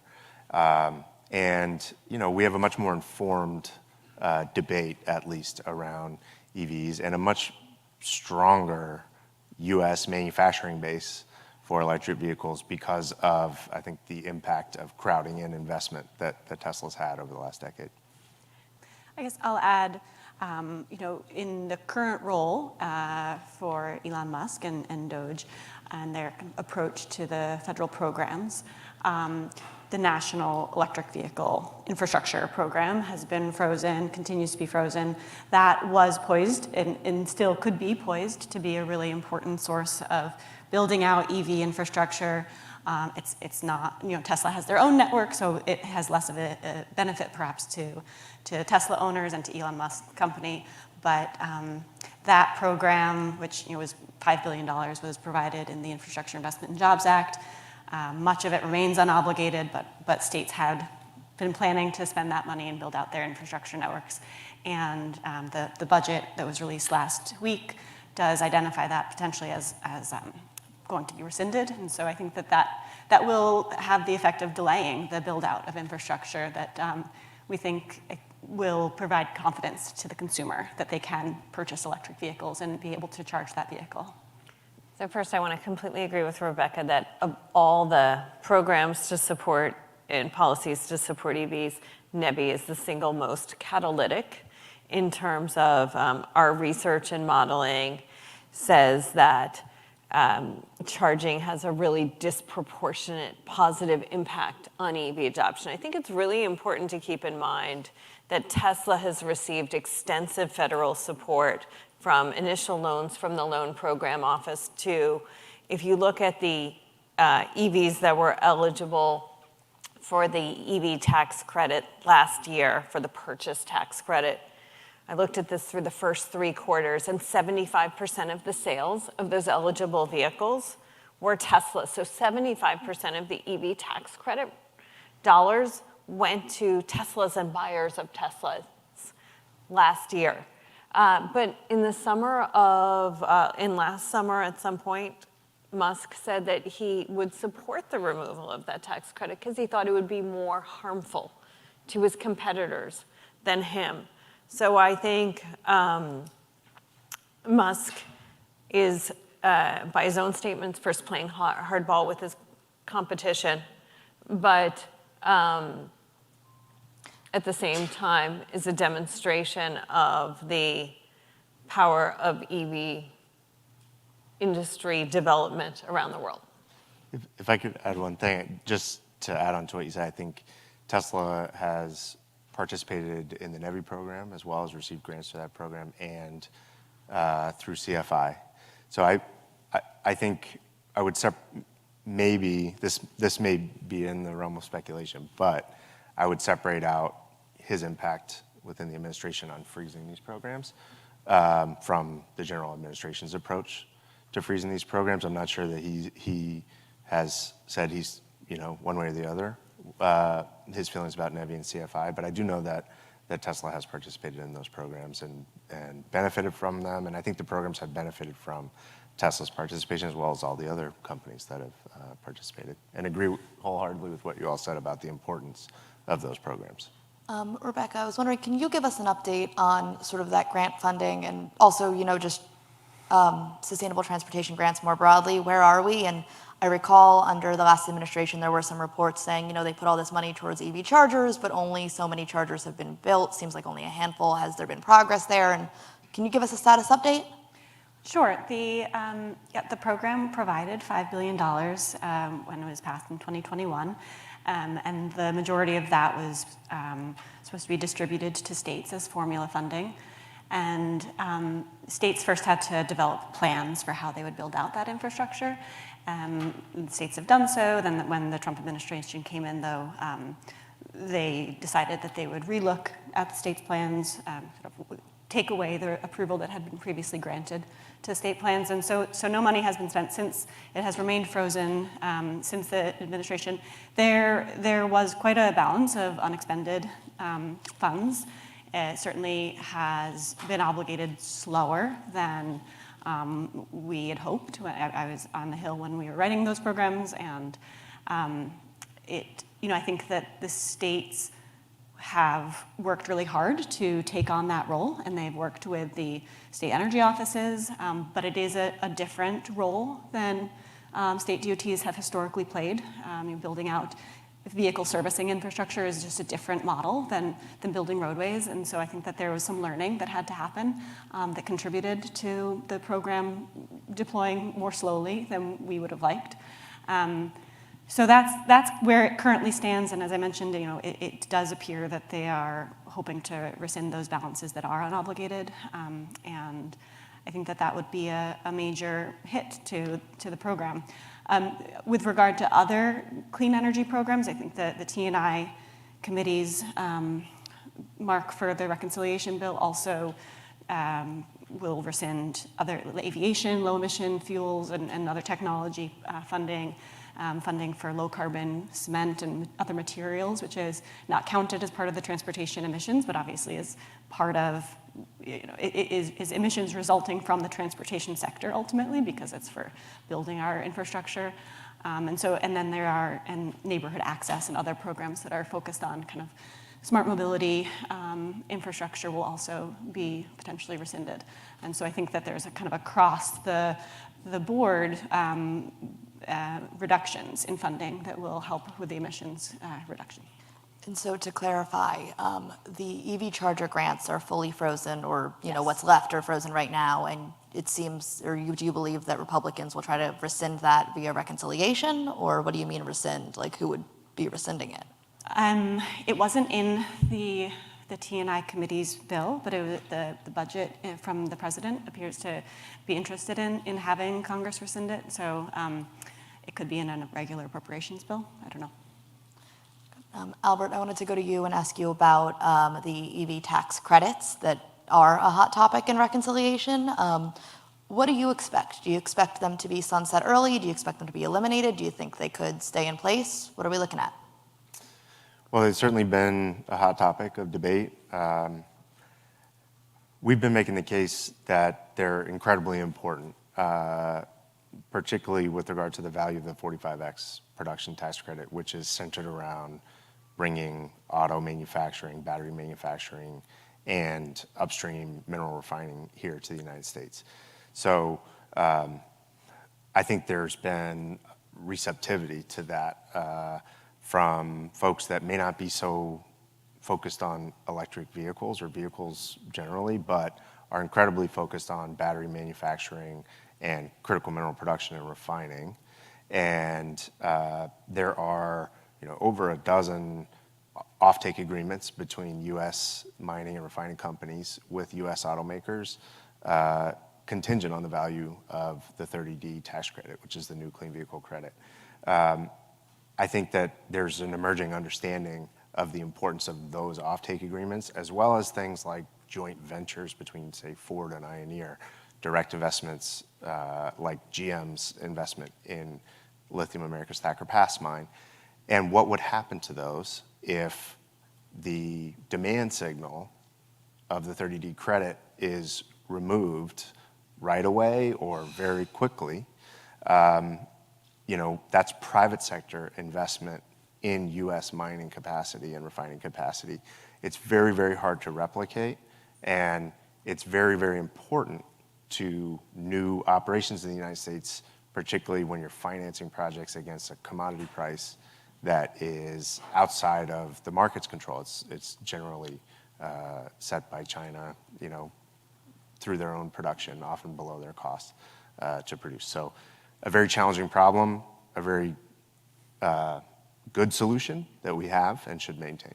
I just want to add on to this. So there's a superb database that tells you where investments in EVs and batteries and other forms of clean energy are in the country, the dollars, the jobs, and the party of the member of the House. For battery investments that would be eligible for 45X, over 80% are in congressional districts currently represented by Republicans. For EV manufacturing investments, over 70%. So the politics of this may be particularly friendly to 45X. Is this Jay Turner's database? The big green machine. Yeah. And so It's a good one. what are you hearing when you have those conversations, especially with Republicans? Are they receptive to that argument, or like how have those conversations gone? They've gone well. And I'll give one example, which is we were out in Reno recently with Congressman Markey at Redwood's site where they're doing battery recycling, at Panasonic's facility, which has been 10 years on. They're making 6 million cells a day there, and it's been incredibly important to the local economy.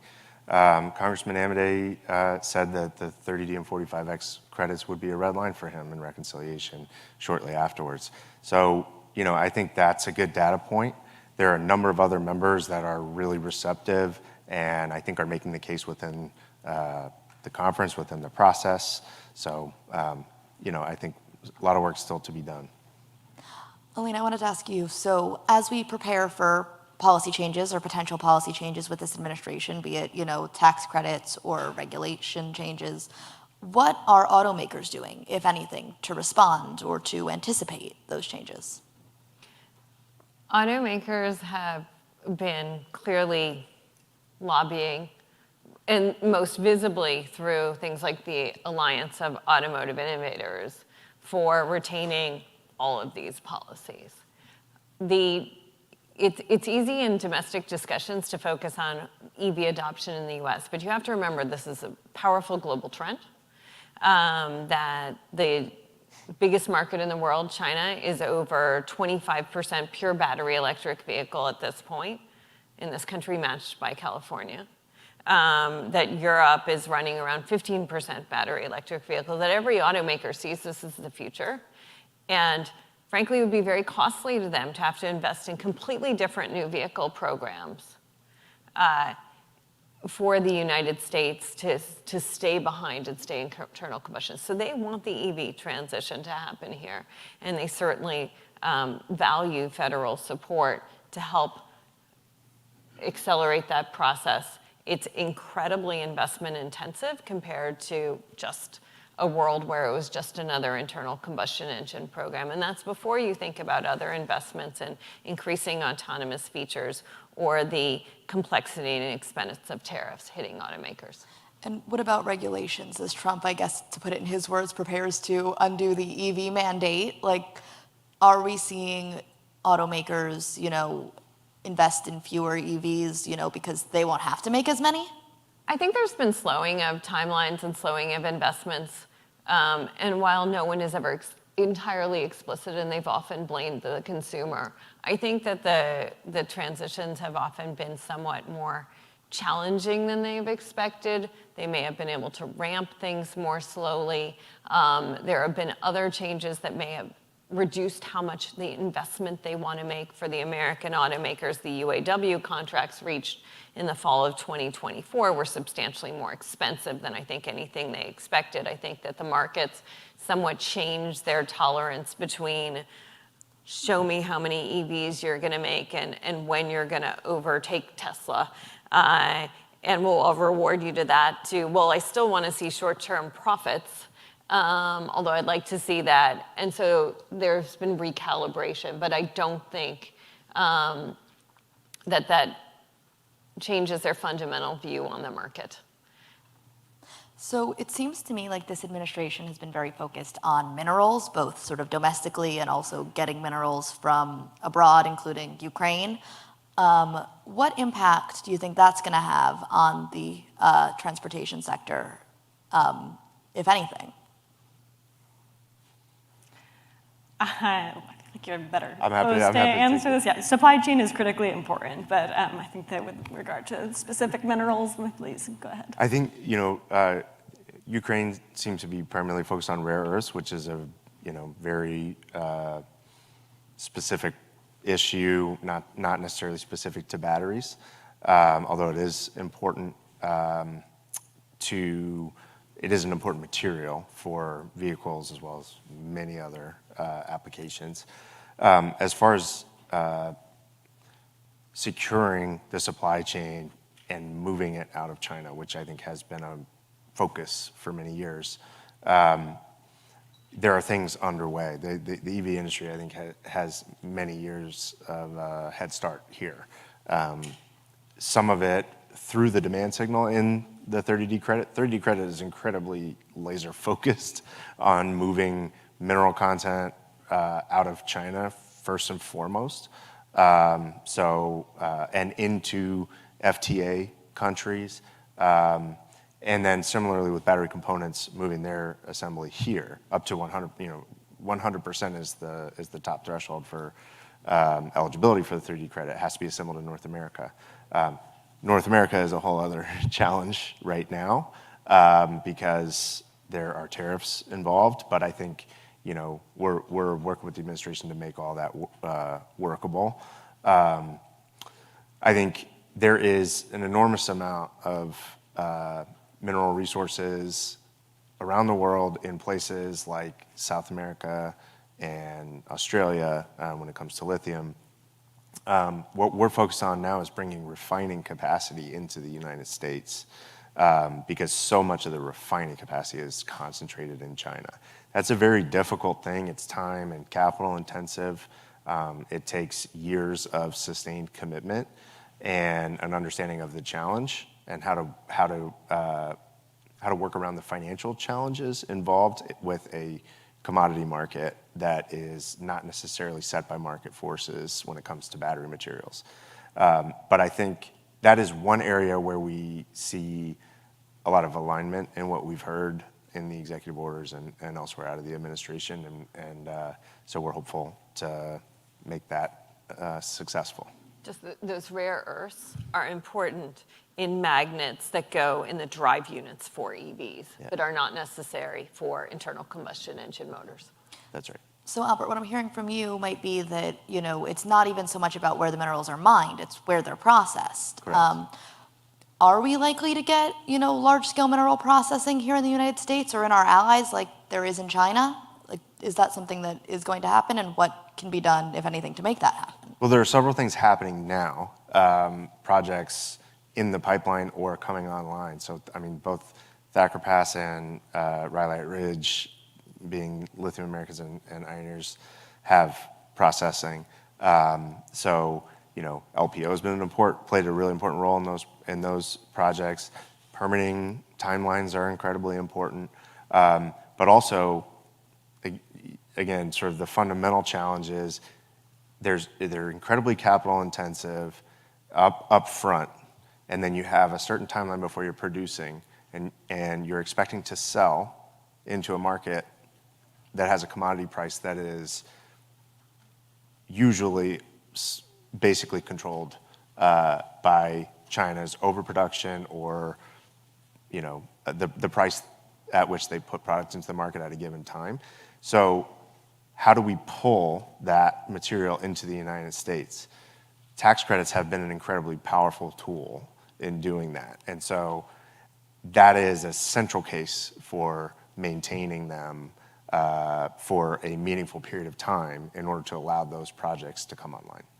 So, Elena, I wanted to ask you, I feel like we're seeing a lot of consumer backlash to Tesla because of Musk's politics, as often people who may have been predisposed to buy a Tesla were people who are concerned about the environment, who might vote Democrat, who don't like what this administration is doing.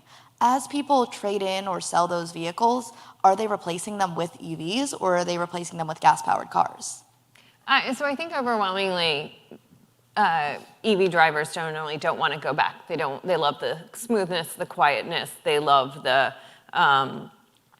not needing to go to the gas station if they can charge at home. But we were talking earlier about the potential change in the policy landscape, and I really want to talk about some estimates that we've made of how these different policy changes could change EV adoption and the fiscal benefits. And so forgive me, but I just think that's really important for this Hill-based audience. We have modeled the impact of 8 different scenarios of potential changes in federal policy supporting EVs, and how that would impact EV adoption and the fiscal benefits. On one hand, the single biggest negative impact on EV adoption would be taking away all 3 EV tax credits, new, used, and commercial, which hits leases. That would take down EV adoption at 2030 from a baseline current policy forecast of 48% to 42%, but it yields 97.5% of the savings out of any combination you can get of saving about $168 billion over a 10-year budget window. If you were to taking away NEVI, saves $2.6 billion if you sort of stop what it's doing. If you left in place those EV tax credits, it would save about 12 by fewer tax credits. Little, but would take away 3% percentage points of EV sales in 2030 just for a few billion. If you took away everything in IRA, everything in the bipartisan infrastructure law, and the California waiver that's clearly at great risk, you're down 16 percentage points of EV sales in 2030. You're down from 48% baseline forecast to 32%. So the combination has nonlinear accelerating effects. At the same time, there's a note of optimism here because you'd still be at 32%. So in 6 years, we'd still quadruple EV sales because the transition has many forms of inherent momentum. Well, I think that we are just about at time. Thank you guys all for a wonderful discussion. It was very informative. Thank you.